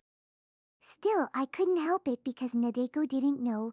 7 couldn't help it. Yeah, Nadeko can deal with anything that way because everything that happens to her is someone else's problem. Even the way I'm trespassing on Big Brother Koyomi's home now, I feel like there's nothing I could do about it. If he gets mad at Nadeko, she, probably apologize. After all, someone is mad. Of course I'll apologize. Like it's someone else's problem. And it's because you're mad, Mr. Serpent, that Nadeko is atoning like this. No, I'm not particularly mad at you. 7 bet Nadeko could kill a person and still say, I couldn't help it. Nadeko! Mr. Serpent suddenly shouts, surprising her, and freezing her hand before it can flip another page. What? Is it something about the girl on this page? No. The bookmark that was inserted there. The bookmark? The one that fell on the floor? Could it be a special first-run bonus with the girl's photo on the opposite side? Nadeko does as she's told and picks up the face-down bookmark. And then, drawn on the front side is the picture of a snake, one that's eating its own tail. A picture of an Ouroboros.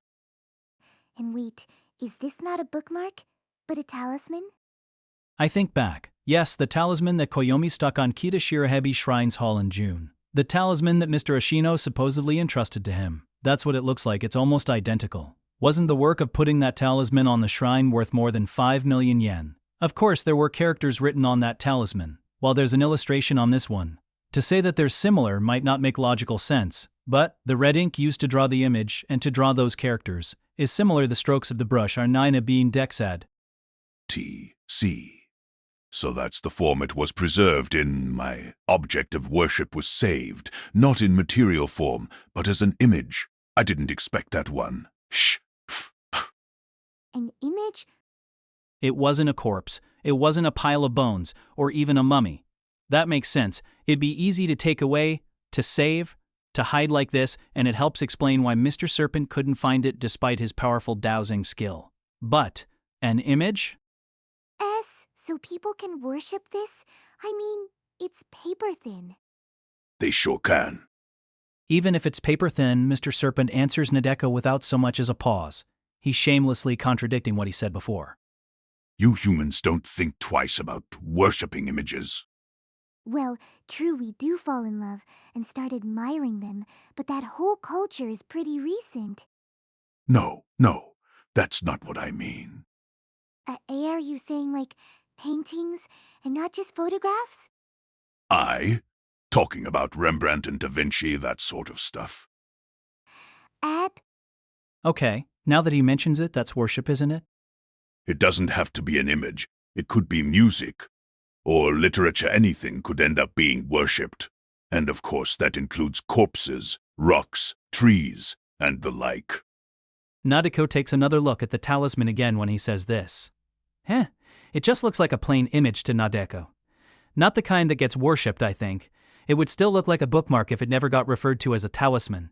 But maybe that's exactly why this was the perfect hiding place. Normally, you wouldn't expect a shrine's object of worship to be hidden in the pages of a dirty magazine, in fact. Isn't that a good way to get yourself cursed? It might actually be why Big Brother's luck has been so bad recently, and his life full of so many disasters. Turning an existence, a concept, into an image to preserve it forever. I guess there's wisdom in it. But to think that I, Master Serpent, could ever have a body so paper-thin, Masha. You're right, Nadeko. Knowing oneself is harder than you'd expect. 0.50, does that mean everything's okay? Nadeko asks, looking at one side of the talisman, then the other, to check with Mr. Serpent. A final check. Now, Mr. Serpent, you have your energy back, which means you can keep on existing without having to worry about running out. Well, I doubt it'll last forever. This piece of paper is only like a copy of the original, and it's not like I'll be able to regain all the faith in me that's been lost. But I should be able to continue on for a few centuries, a lot longer than if I was an e-book. Come on, Nadeko. Hurry up and let me eat that talisman. Let me eat. Don't worry, he'll keep my promise. I'll make sure to resurrect your bangs. No, maybe I owe you more as thanks. If you have any other wish, I'll grant it for you. Mr. Serpent is in a better mood than he's ever been. You could even say he's high. I don't blame him.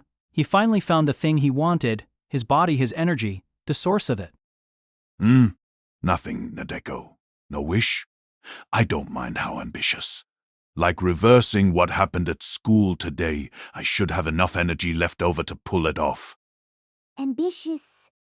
Something out of reach. A wish. Like I'm visiting a shrine. In that case, what does Nadeko want?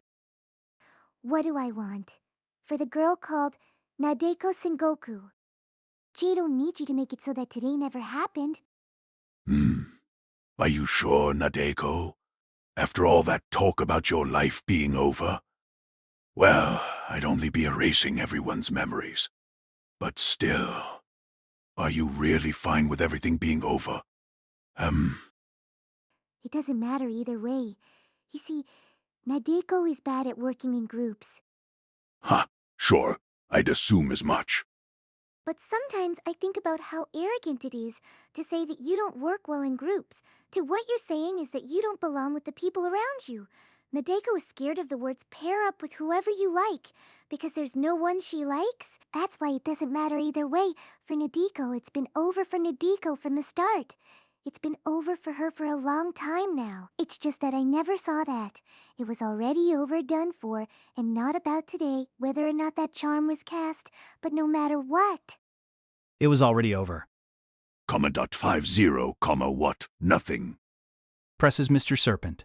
His good mood and all the excitement has vanished. He sounds serious. Nothing you want to ask a god for. Pray for, if you prefer. I think.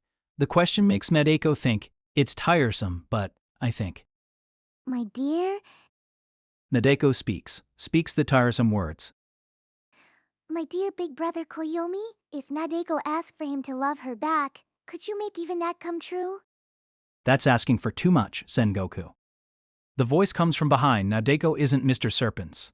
I don't have to turn around to be able to tell. He's here now, right behind Nadeko. Big brother Koyomi. Koyomi Aradi is here. Let Nadeko tell you just how cruel, how impossible, and how grave the current situation, which must be more or less the narrative's climax, is for your reference. I doubt words can convey it, but Nadeko needs to try as hard as she can. It's important to try. I don't like having to work hard, but this is probably the last time in Nadeko's life that she's going to have to try. First off, Nadeko is in Big Brother Koyomi's home right now, in his room. I'm trespassing, by the way. Nadeko opened the locked front door without asking, and even placed her shoes in a plastic bag she brought with her in order to cover up what she's dared to do, which is breaking and entering. On top of all of that, him rummaging through Koyomi's room. Something I wouldn't be allowed to do even if I were family. I have a debt of gratitude to him so big, I can't repay it. He, and I say this without exaggeration, saved Nadeko's life. But this is how I'm repaying his kindness. Not only am I breaking and entering, I'm violating his privacy. If that were all, though, I shouldn't even be using that phrase, it would be one thing to make matters worse. Nadeko has gone and found the dirty magazines Big Brother stores in his desk drawer, read the top 2 from cover to cover and tossed them to the floor, and has a third one open on her lap. And then, after all of this, after she's been witnessed doing this, she says it, "Dear Big Brother," Nadeko wants him to love her back. I've gone and said it. Between turning pale and blushing like her cheeks are on fire, Nadeko's face must look like a marble. I can't move. I can't stand. I can't even turn around. Or blink. A dream. This is a dream. Nadeko is dreaming, tut-tut, tut-tut. Nadeko, remember what Tsukii told you? I should be looking at reality instead. Listen, Sengoku. Nadeko Sengoku. Big Brother Koyomi's voice continues from behind like he's completely uninterested in Nadeko's attempt to escape reality. He's stifling any emotions, and I can't guess what his expression is like. He won't let Nadeko run from reality. I can't retreat into a dream. I'm not going to do anything to you, so just calm down, okay? Calm down? What an unreasonable demand. Big Brother is asking the impossible of Nadeko. Calm down? So in other words, die. T want you to slowly put it on the floor. I don't know what he's talking about. None of his normally comforting words are making it to Nadeko's brain. Why is Big Brother here? What about school? Saving people? What's going on? Well, I don't know if he's been saving people. But in that case, what's he up to? Can you hear me, Nadeko? Put that on the floor. That's all you need to do, it's fine. Just do that, and it'll solve everything. That? Could he be talking about the pinup magazine on Nadeko's lap? Yes, he's right. I should let go of it. Assy, it's bad for Nadeko's education. But please, listen, Big Brother Koyomi, you have it wrong. Nadeko wasn't tearing up your room to look for these. That isn't why she's committing a crime. But I'm in no situation to be mouthing excuses. However you look at it, right now, Nadeko is a precocious, curious early bloomer. Ma. Her quivering voice, her quivering tongue, her quivering lips. She's never had more trouble in her life rolling out words, even as her vision is spinning. Still, summoning every bit of strength, I call out to him, to Mr. Serpent, on Nadeko's right wrist to ask for his help. It's okay now, Mr. Serpent. It's okay if he finds out about everything. It's okay if he knows that Nadeko isn't a victim and everything else. It's okay if Big Brother finds out, so please, just explain it all to him. It's fine now. All of it, it's fine. Mr. Serpent. But the serpent doesn't react. He doesn't even budge there on Nadeko's right wrist, as if he's turned into nothing more than a plain accessory the moment Koyomi shows up. Why? Why won't you say anything? There's no point anymore in our promise for Mr. Serpent not to speak or move when other people are around. And Mr. Serpent? Sengoku, can you hear me?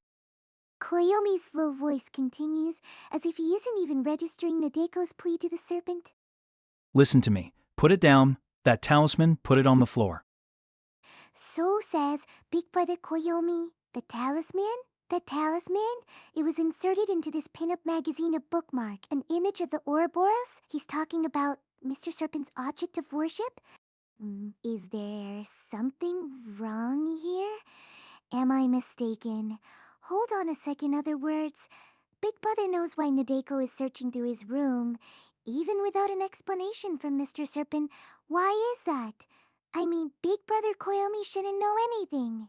Nadeko, with the magazine still on her lap, just barely gets her neck to turn. Big Brother? Wah.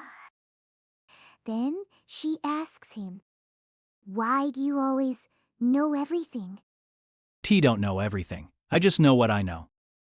Now that I'm looking, it's not just Big Brother Koyomi in his school uniform. Next to him is a little blonde girl in a dress, Miss Shinobu Oshino. She's by Big Brother's side, like she belongs there.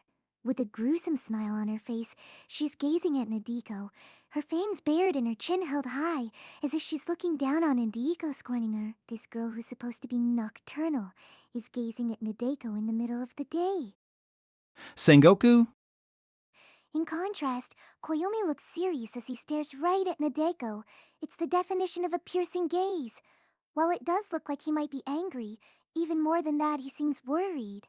Worried? No, Nadeko is worrying him. She's making dear Big Brother worry. That, he points at the talisman, the that in Nadeko's left hand. He calls it that. That's a lot more dangerous than you think it is, but it's not too late. Yes, you made a small mistake, it's okay. Everyone makes mistakes, and this time, it just happened to be you. A mistake? Not too late. The talisman Nadeko is holding isn't what she thinks it is. What does that mean?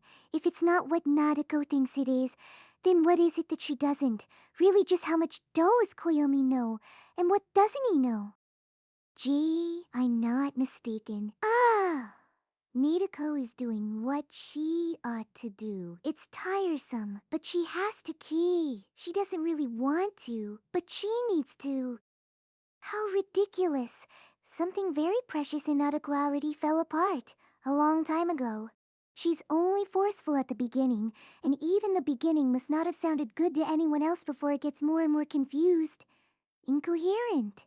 Nadeko can't stand Big Brother's gaze and turns her head back around to look straight in front of her again. If only I had bangs, I could just cast down my eyes. Now with her back to Koyomi, it's as if she's defying him. It's as if she's opposing him. 7. 1 had to. I had to. I had to. Yeah, I know. It's okay, Sengoku. Big Brother Koyomi's voice is nothing if not kind. It isn't the least bit combative and seems to envelope Nadeko. I just want to leave everything to him. Dash. But that's something very dangerous. That item couldn't be any more dangerous. That item is cursed. I was fine with keeping it, being entrusted with it, but I didn't know what to do with it and shut it in there. I wanted to forget about it. That's how bad it is. Shinobu can't even eat it. It's not something you could deal with. So, It's probably true. After all, it's a holy object of worship. Something that was enshrined as a god normally, it would never find its way into the hands of a middle schooler like Nadeko. But, still, Big Brother, Nadeko does have to deal with it because that's how Nadeko is going to atone. atone? Atone? Koyomi reacts to the word. He seems suspicious, in fact. Almost like he heard a word at odds with the situation, a reaction you'd have to seeing a sewing machine on top of an operating table. Yeah, atone. J.7M not a victim. Nadeko isn't a victim. She's a victim, but she's also guilty. As if doing everything I can to explain might improve the situation in some little way, like Nadeko mistaken do something about a situation that's already finished. So, I need to atone. Wait, is something wrong here? I see. You've been carrying all kinds of burdens. I'm sorry I never noticed. I heard about what happened at school too. He adds hold on at school. Does he mean when Nadeko became Natiko? Why would Koyomi have heard? No? Maybe it's not that mysterious. Nadeko's middle school is full of students who are friends with Suki and Karen, so they hear about it whenever any kind of incident happens, and that was easily big enough to call an incident. If word of it got to the Fire Sisters, then Koyomi would find out about it, especially after what happened this morning. Is that why he came back home? Because he found out that Nadeko left school early? No, that might have been part of it, but it can't be everything. He wouldn't have been able to guess that Nadeko was coming here. So there has to be something. Something Nadeko doesn't know, but Big Brother does. But so what? How does that matter? It doesn't mean anything anymore. Whatever Big Brother knows, whatever Nadeko doesn't know, it doesn't mean a thing. Because he already knows. The one feeling Nadeko didn't want him to, so nothing else matters to her anymore. It's all over. If everything is going to come to an end, then let it. I never noticed. I'm sorry, Big Brother says, but I don't really know what he's talking about. He never noticed for Nadeko. He says, but Nadeko didn't want him to notice. She wanted him to leave her alone. She didn't want it noticed. Big Brother Koyumi was the one person I didn't want, knowing what an awful girl Nadeko is. I wanted to stay a girl who's just cute. I promise, I want to apologize properly, so for now, Sengoku, I need you to give me that talisman. You always act annoyed when we talk. What? Hold on a second. That's not true. That's not how it is. That isn't why Nadeko lowers her eyes when we talk. Nadeko?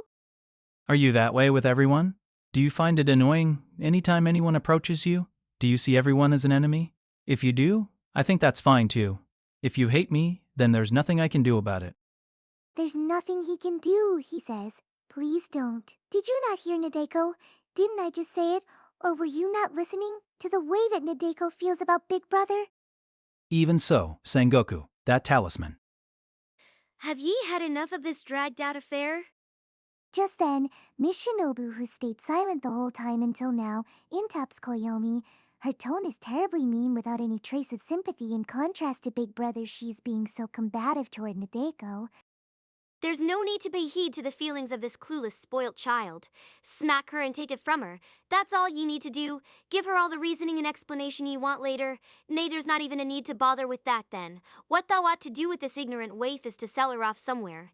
Pitiful and cute. 'Twould be mercy to allow her to continue being a victim. Shinobu, There's no need for thee to give any consideration to some waif who can think only of herself even in a situation like this.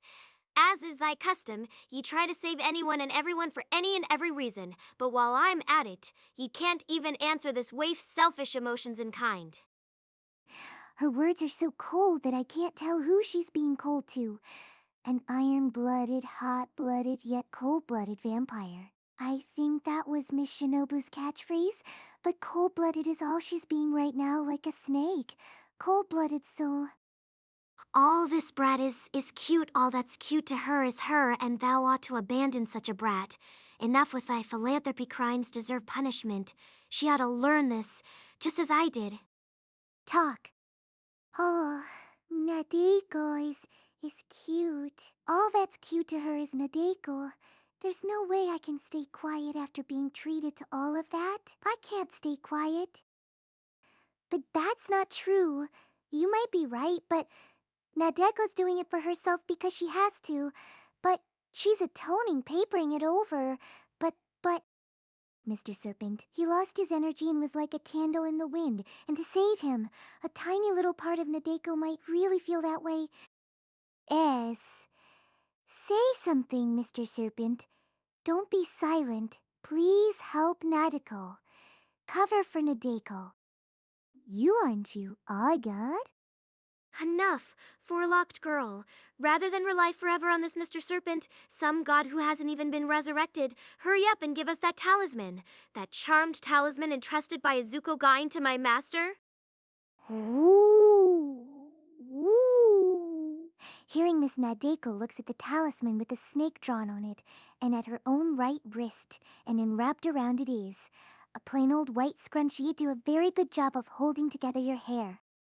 Shinobu, don't say anything that might provoke her Sengoku. As I hear Koyomi's yell, Nadeko takes the talisman in her left hand and eats it. She swallows it. She puts the talisman with the snake drawn on it in her mouth. She puts the whole thing in her mouth like a snake and swallows it. Stop it, Sengoku. It's not too... Just too late. I sense Miss Shinobu leaping towards Nadeko after she loudly erases Big Brother's line. I sense it all right, because now Nadeko can see the world using something other than sight. She feels with heat, the heat of human bodies, the warmth of human skin. I can see it, because Nadeko is now a snake herself. I must devour her. It's too late for this woman. That's something I know better than anyone. Nadeko turns around with her whole body this time. No, to be precise, it happened before I could turn around to change. They were late. They were too late. Snakes? Snakes, all of them, the hairs on Nadeko's head are snakes. What's more, they've turned into white snakes. It isn't a hallucination. Physically, in reality, 100,000 snakes have nested in Nadeko's hair. No, nested is a strange way to put it because those 100,000 snakes, these 100,000 snakes are all Nadeko. They all me. Snakes like Nadeko. And Nadeko is like a snake. The snakes lengthen? As if they're living, growing creatures, or maybe as if they're the hair they once were. They lingen at an incredible speed to entangle Miss Shinobu, who's now trying to bite into Nadeko's neck. They entangle Miss Shinobu, and they bite her. Kia! You damned reptile. She's forced back. While I can't tell from her appearance just how much power she has now, I understand that there are times when her age changes, according to her power, and other times when it doesn't, the sheer number of snakes are at least enough to physically force her back. The growing snakes, Nadeko's growing hair. Her bangs grow back in an instant too. Mr. Serpent said he would make Nadeko's hair grow once he got his power back, and it looks like he wasn't lying. It's just, Mr. Serpent's existence was a myriad of lies, that's all. One of the myriad gods was a myriad of lies.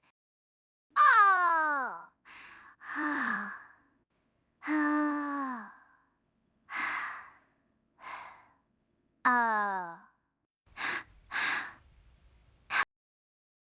The 100,000 snakes push Miss Shinobu to the floor before going on to bite her, plunging their fangs again and again into her tender, pale skin. Gah, gah. They even make Miss Shinobu cry out in pain. Come to think of it, I remember someone saying in June that poison is effective even against an immortal vampire's body. Does that mean there's poison in Nadeko's hair? Is there poison in Nadeko, or is it Nadeko use poison? Shinobu. Big Brother Koyomi moves in to rescue Miss Shinobu. He shakes the snakes off to pull out the buried vampire. She's ridden with painful-looking holes, and he shoves her straight into his shadow, seeming to shelter her in that sanctuary. Once she's in there, there's no way for the snakes for Nadeko to get her hands on her, to get her hair on her. I can't bite her anymore. It's at this point that Nadeko finally finishes turning around. She's even on one knee, so the pinup magazine falls and hits the floor. Meanwhile, the talisman hits the spot in Nadeko's stomach. Why save Miss Shinobu, Big Brother? Especially when you didn't save Nadeko. I pull out a hair. One of the snakes, Nadeko holds it in her right hand, and at that moment, the white snake thickens and things turning into a hard, straight rod. It's like a fang. A large fang. A sharp fang. A poisonous fang. Big Brother Koyomi. Big Brother Koyomi. Big Brother Koyomi. Big Brother Koyomi. Big Brother Koyomi. Big Brother Koyomi. Big Brother Koyomi. Big Brother Koyomi. Nadeko hoists the fang into the air like she's unsheathing a blade and screams. Deliriously, resentfully, I scream. What about Nadeko?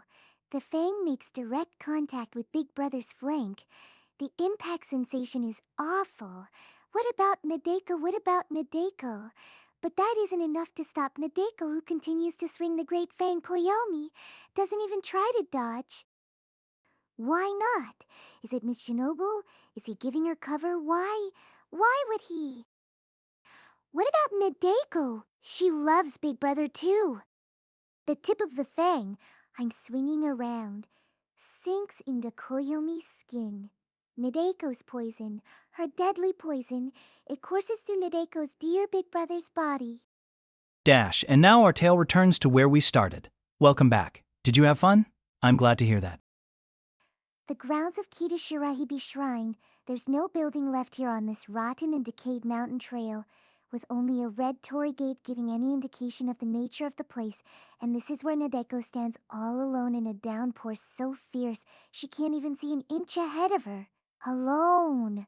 Overwhelmingly alone, Nadeko is the only one standing. The other two have fallen. Big Brother Koyomi and Miss Shinobu have been filled with poison from head to toe, turning them a murky black, and as for Koyomi, his shattered heart has yet to regenerate. But that's an immortal vampire for you. Every bit as imposing as you hear. It seems like they're somehow still alive. Neither has met death, though I realize it's laughably funny to talk about someone immortal as still being alive. And they're only alive, if that's how you describe the physiological reactions they seem to be having to the pouring rain, like frog torsos twitching and convulsing after being electrified. You shouldn't have come after Nadeko. You should have just let her run away. There's no need to bother. Not if you aren't going to save her. If you weren't going to, Big Brother, you could have at least rid the world of Nadeko, at least killed her. Too weak, even I shudder at how cold Nadeko's words are as she looks down at him with sober eyes. It might have been because of the chilling rain, but that couldn't be all by now. Nadeko must be completely cold-blooded, even more than Miss Shinobu, far more. Nadeko's body and mind, her blood and heart, must be cold. running out of Big Brother's room after landing a blow and staggering him. Running all over the place, I ended up here at Kitashiribi Shrine, where it all started. Nadeko was hiding under its floor when, sure enough, Big Brother Koyomi came after her. Even if he had some idea, he couldn't have found Nadeko blindly. Was he looking for her the whole time? Just like that night? Yes, probably. He must have been, because Big Brother, the one Nadeko fell in love with, is that kind of person, that sort of person, and only that sort. You said you were here to kill Nadeko, and to go ahead and eat her, but I bet you weren't really going to kill her or let her be eaten. By the time you blew away the shrine hall, you must have been trying to figure out a way, because you're always all talk.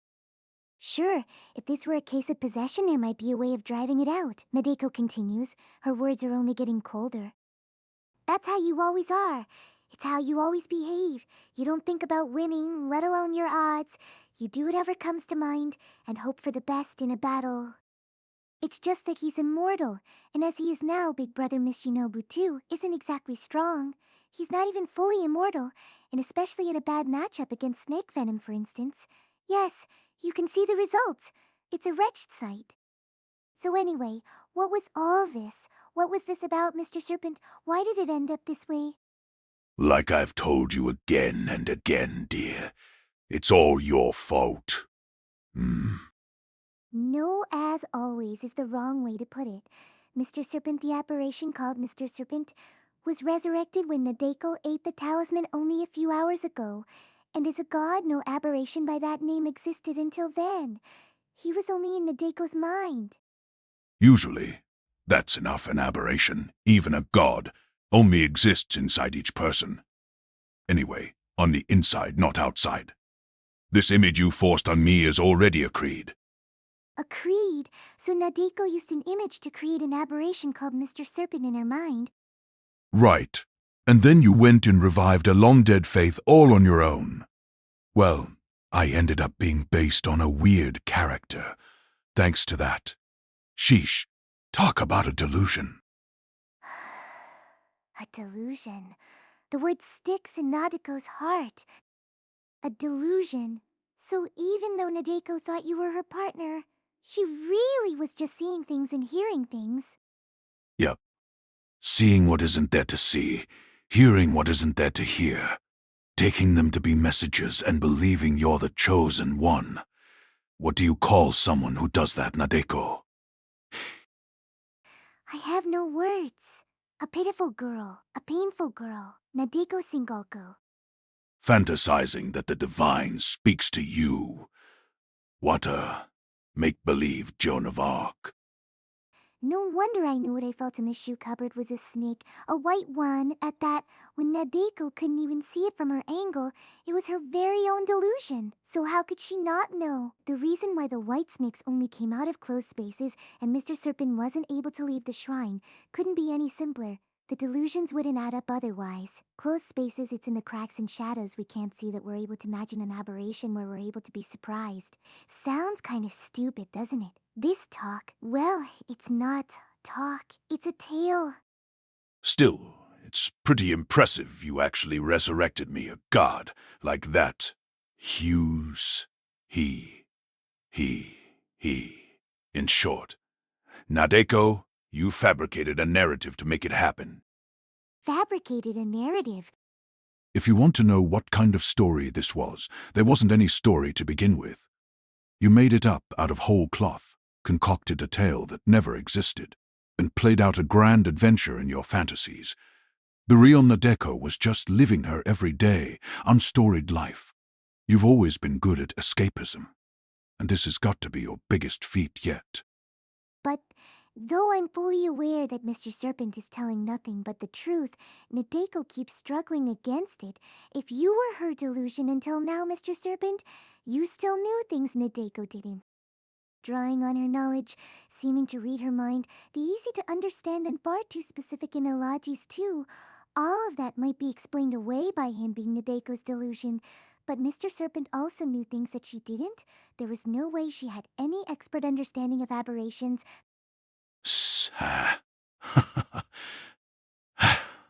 Are you kidding me? I was your delusion back then. How'd I ever possess any sort of knowledge that you didn't? Then why? You forgot about it, that's all.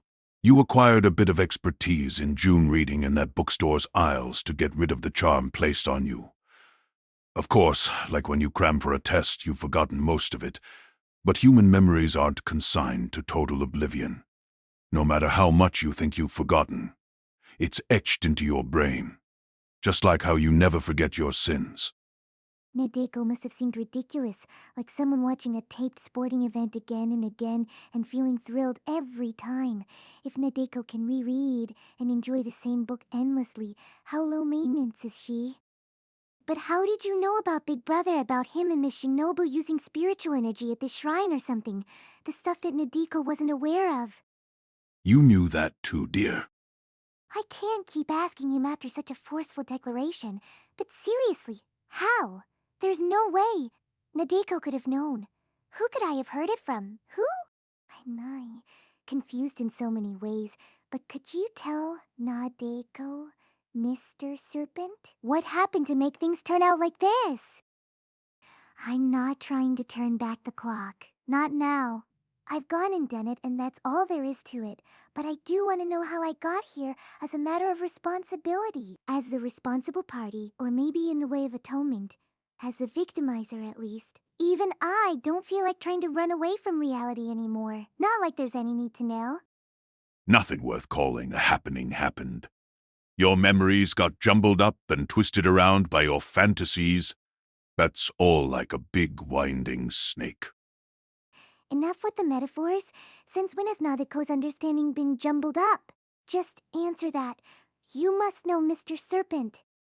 Wouldn't he, now that he isn't Nadeko's delusion but truly resurrected? But that's also why this entire conversation is silly, because Mr. Serpent now equals Nadeko.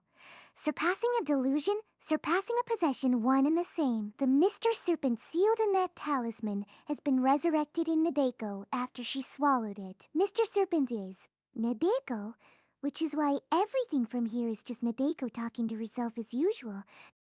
Did the delusion start when I saw a white snake at the shoe cupboard? Yes, but that's not the exact point of origin in terms of when it started for you. I'd say around the beginning of the month before last.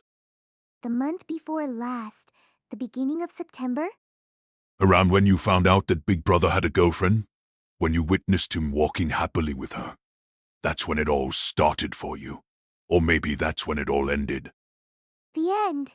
You sure try to sound like an adult when you spoke to his little sister, but really, Nadeko, you broke a little. Broke? Well, that probably isn't the right way to put it. It's normal, after all. It's the regular way to feel. Just like your friend did towards you, dear. You simply became jealous of his little lover. Jealousy, envy, love, and all the possessiveness that comes with the possession. Oh, so that's when Nadeko was bitten by a snake, by a poisonous snake, when she was smitten not by love but by a god. And then, what did Nadeko do? Why are you asking me that about yourself? You see, you just thought the same thing that your friend did. Like attracts like, don't you agree? The same thing. Having heard this much, there's no need for more questions. No matter how jumbled Nadeko's memories, the bit about fabricating a narrative should have done it, but I still needed to make sure from the serpent's mouth. That's how I have to hear it, which makes sense. It makes sense, because Nadeko relied on Mr. Serpent for that purpose, alone resurrecting him after he lost his faithful, fell into obscurity, and got sealed away to rest in peace, fabricating him. T5 thought the same thing. I tried to use a charm to get rid of that person, Big Brother's girlfriend. No. Stuck in that class of yours, you knew better than anyone how unreliable a charm can be. That's not what you did. But you're right about trying to get rid of her. Wow, you really nailed it. Well, this is about Nadeko. You didn't try to take his lover's place, of course. It was just that her existence posed an obstacle to you for your continued devotion to Koyomi. How selfish. Well, Nadeko is talking about herself. I go on like it's someone else's business, wallowing in a love that can't be fulfilled because falling in love is tiresome, and after everything it's done for you, feeling jealous because that person finds a girlfriend. The feeling might not be jealousy, but what could you do? You couldn't stay in love with someone who had a girlfriend, but then you weren't ever going to go after him. Right! What could I do? Nothing, probably. That must have been what Nadeko told herself. But if Nadeko didn't rely on charms, what did she do? You chose a more reliable method. In other words, you prayed to a god. A guy? In other words, to Mr. Serpent? Is that it? After learning that Koyomi had a girlfriend, you visited this shrine whenever you had the time. Do you really not remember at all? Point one don't. So I made the traditional 100 visits. Well, no, not 100. You said reliable, but is it really? I mean, Right, just praying to a god shouldn't actually be reliable. That's what anyone would think. But it was different for you, dear, wasn't it? Because this is the same shrine where you were freed of the charm your friend placed on you in June. meet an aberration and you'll be drawn by aberrations. Is that what that means? In other words, knowing about aberrations, you end up believing in aberrations? Oh, so Nadeko learned then that turning to the gods works. Which is why she made the 100 visits. Well, more like 15, I guess. That was about as often Nadeko could have visited given her daily routine. Still, I can't believe I was able to forget that. So did I erase the memories because they were inconvenient? You think you can do something that convenient? You're not a certain someone. A certain someone? Who could that be? Mr. Serpent and Nadeko don't share the same knowledge anymore, so I don't know who he's referring to. You're just pretending to have forgotten, dear. And that's more than enough. Pretending to forget, as in lying. So I lied. Then Nadeko is a liar. Well, why wouldn't she tell lies? Since she lies to Big Brother, she would to herself too. But even if turning to the gods works, even if it does, there'd be no point in doing it here. This shrine, after all fell into ruin, a shrine deprived of faith. There were no gods here. Right.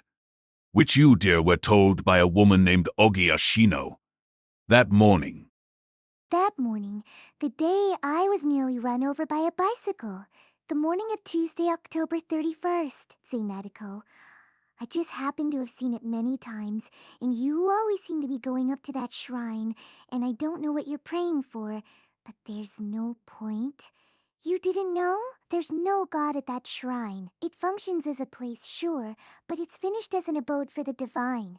You can pray all you want, but it's not going to do anything.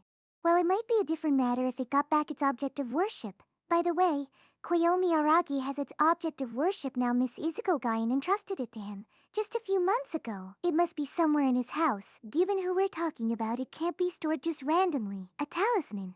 You could say its god is sealed in that paper, by the way. Did you know that the Onmyoji, who sealed the god in that talisman 1,000 years ago, is the same person who made the amulet Araragi-senpai used when he saved you? That's all you need to hear to understand just how valuable and terrifying that talisman is, right? And how mighty the god is. If that god was resurrected, if the seal was undone, I'm sure he'd easily grant any wish of yours. No, really. How to undo the seal? How would I know? It's a snake god, so maybe you just need to get some snake to swallow the talisman whole. Dash, you got that tacky scrunchie from that high school girl that morning too, as a token of your budding friendship. If we were that deep in conversation, then no wonder time passed so fast. Underscore comma dot. And that got you started on fabricating a narrative. I did. First see the white snake, yes, right after running into Miss Ogi. So Nadeko atoning for killing the snakes. Even that was just a pat excuse, a tale I spun so I could search Big Brother's room for the talisman Mr. Serpent's object of worship. Nadeko even exploited her crime for the purpose. A delusion, a fabrication, a bald lie.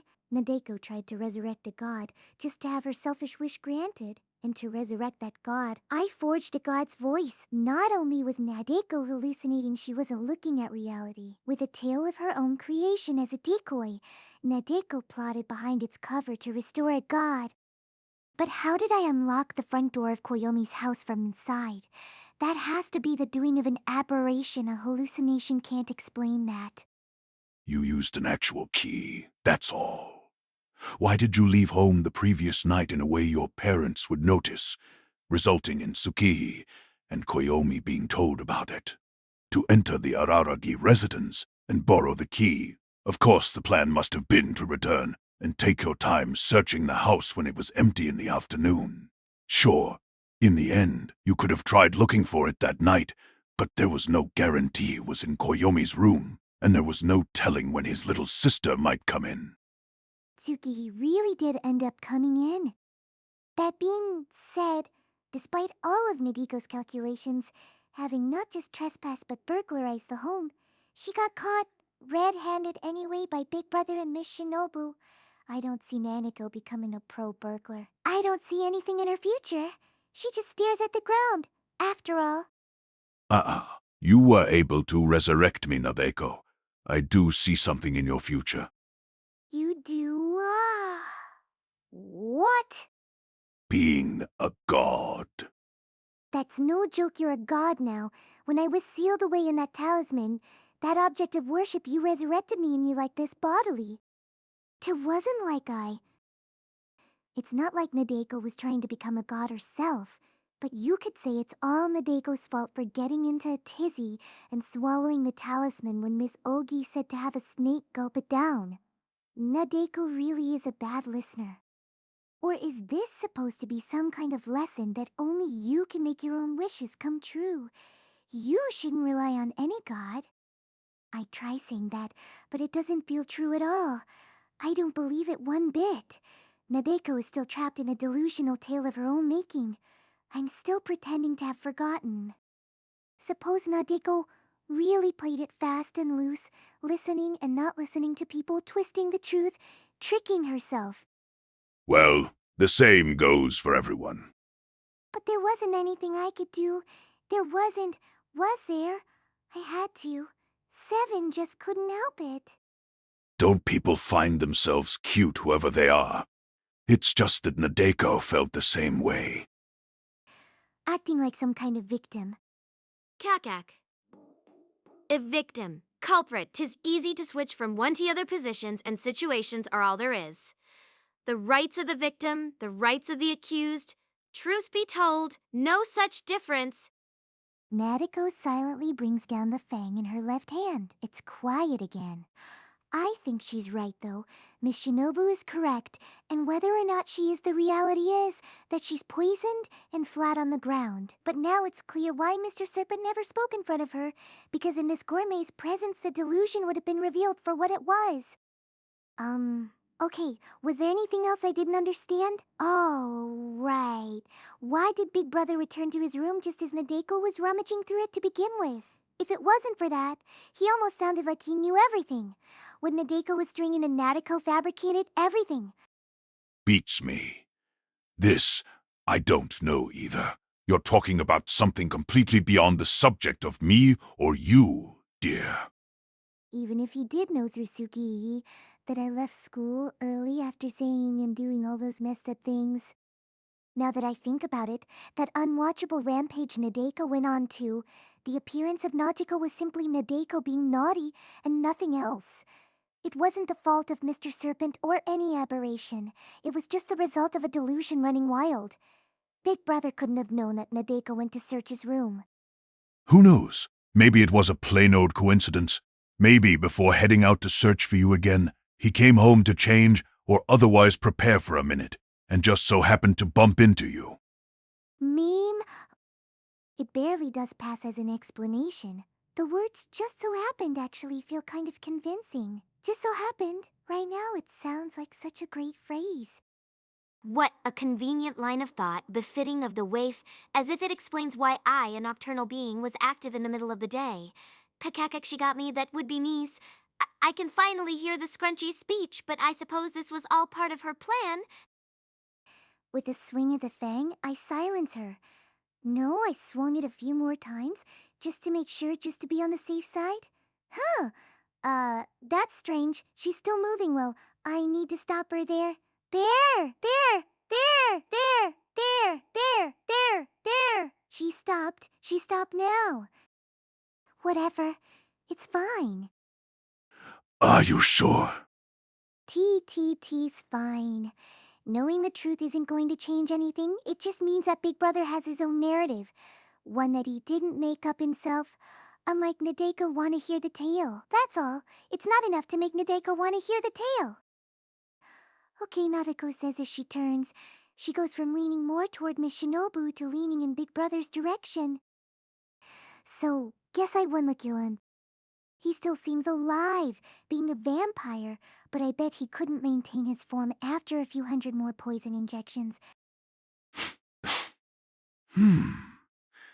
You sure? Seems like you'd be putting the cart before the horse. The cart's been there from the start, or maybe it's more like a snake eating its own tail, or a wild snake chase. Mem, well, I have to. Right. If he's alive, he's going to keep on finding girlfriends and lovers Nadeko's heartbreaking. Every time would be tiring. Forget heroes and idols. Let's make him someone that no one can ever reach. Of course I'll get rid of his girlfriend, sure. But in terms of a love that's never fulfilled, isn't it a lot more romantic if Big Brother Koyomi dies? Mostly, though, I don't want to cause him any more trouble. So, that's how crazy you are. You're hopeless. I judged wrong, and you're wrong in the head. Yeah, you can't be saved. By anyone. Can't help it.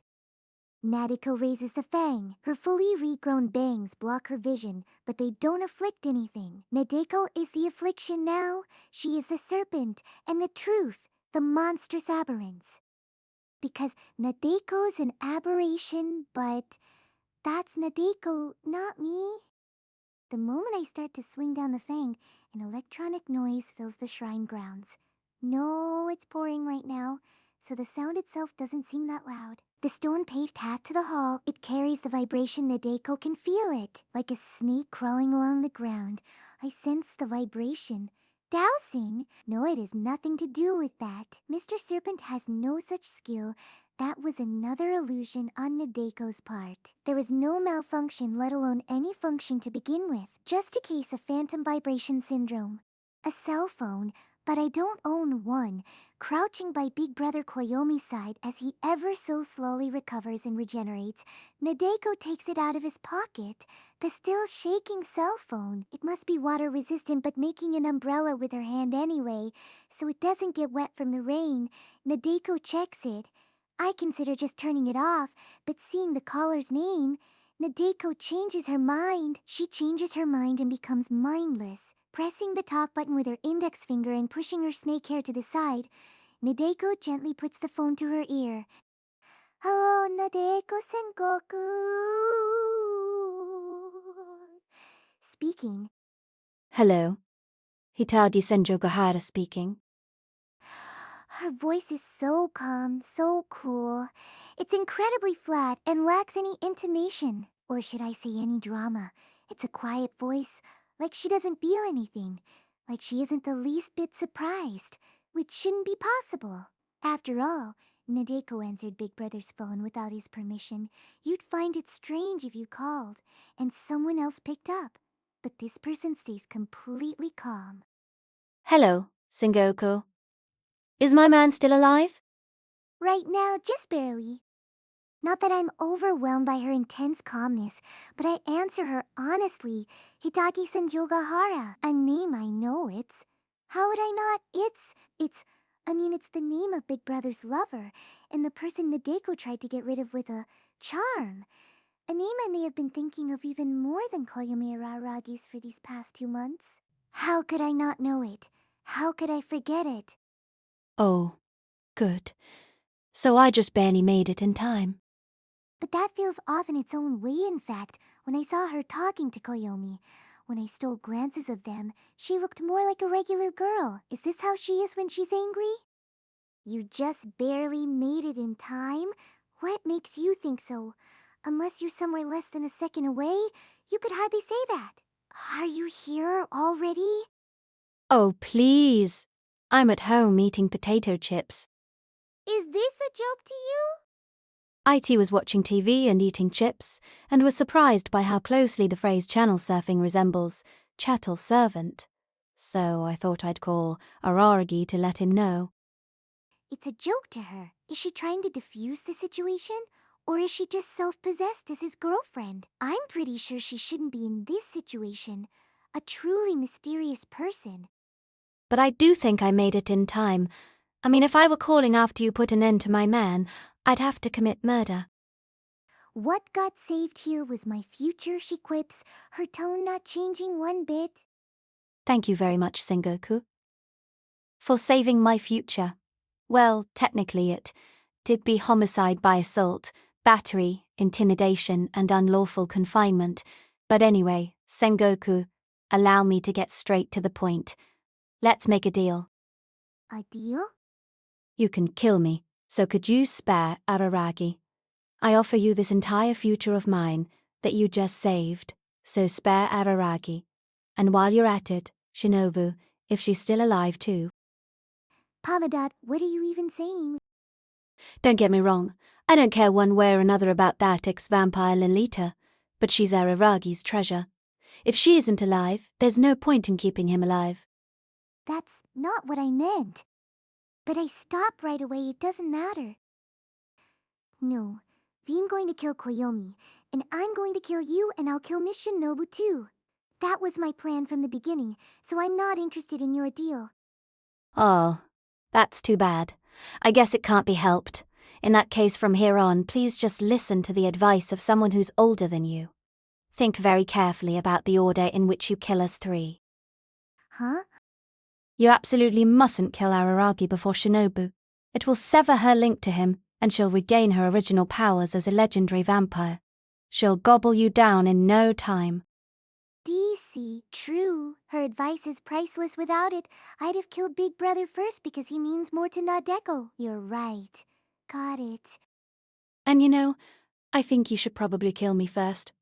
Otherwise, I'm going to kill not just you but everyone. Everyone? Everyone means everyone. What else could I mean?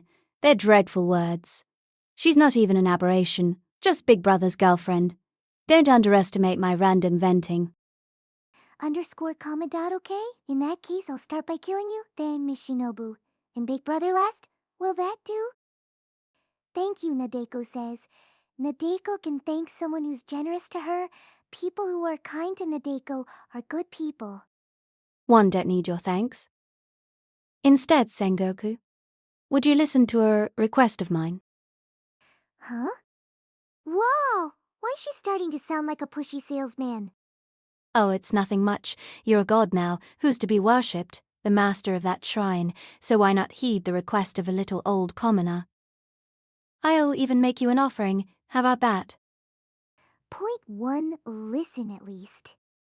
I'm interested. What is Miss Senjokahara going to say here? What might the kind of person who becomes Big Brother's lover request of Nadeko of a god? You can kill us in that order, Sengoku. But could you give us some time? Time! Now that you're an aberration, won't you be existing forever so long as people worship you? In that case, what's wrong with waiting a bit? Like a day, 2 days, a week, a month, or half a year? Those last words, half a year. For the first time, I sense a strong nuance in her speech. If your murderous intent is the real deal, then you shouldn't mind. If it's not just an impulse but the real deal, if it's not some temporary emotion but how you truly feel, then you should be able to wait. Half a year? What's in half a year?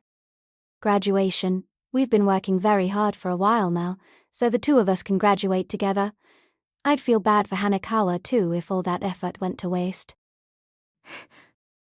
I can't believe it. I can't believe the word such an everyday word would come up here at this moment. A word we take for granted. Graduation? Nadeko can't go to school anymore. She's no longer human, all her hair is snakes, and she's been trying to kill her object of affection. Yet graduation.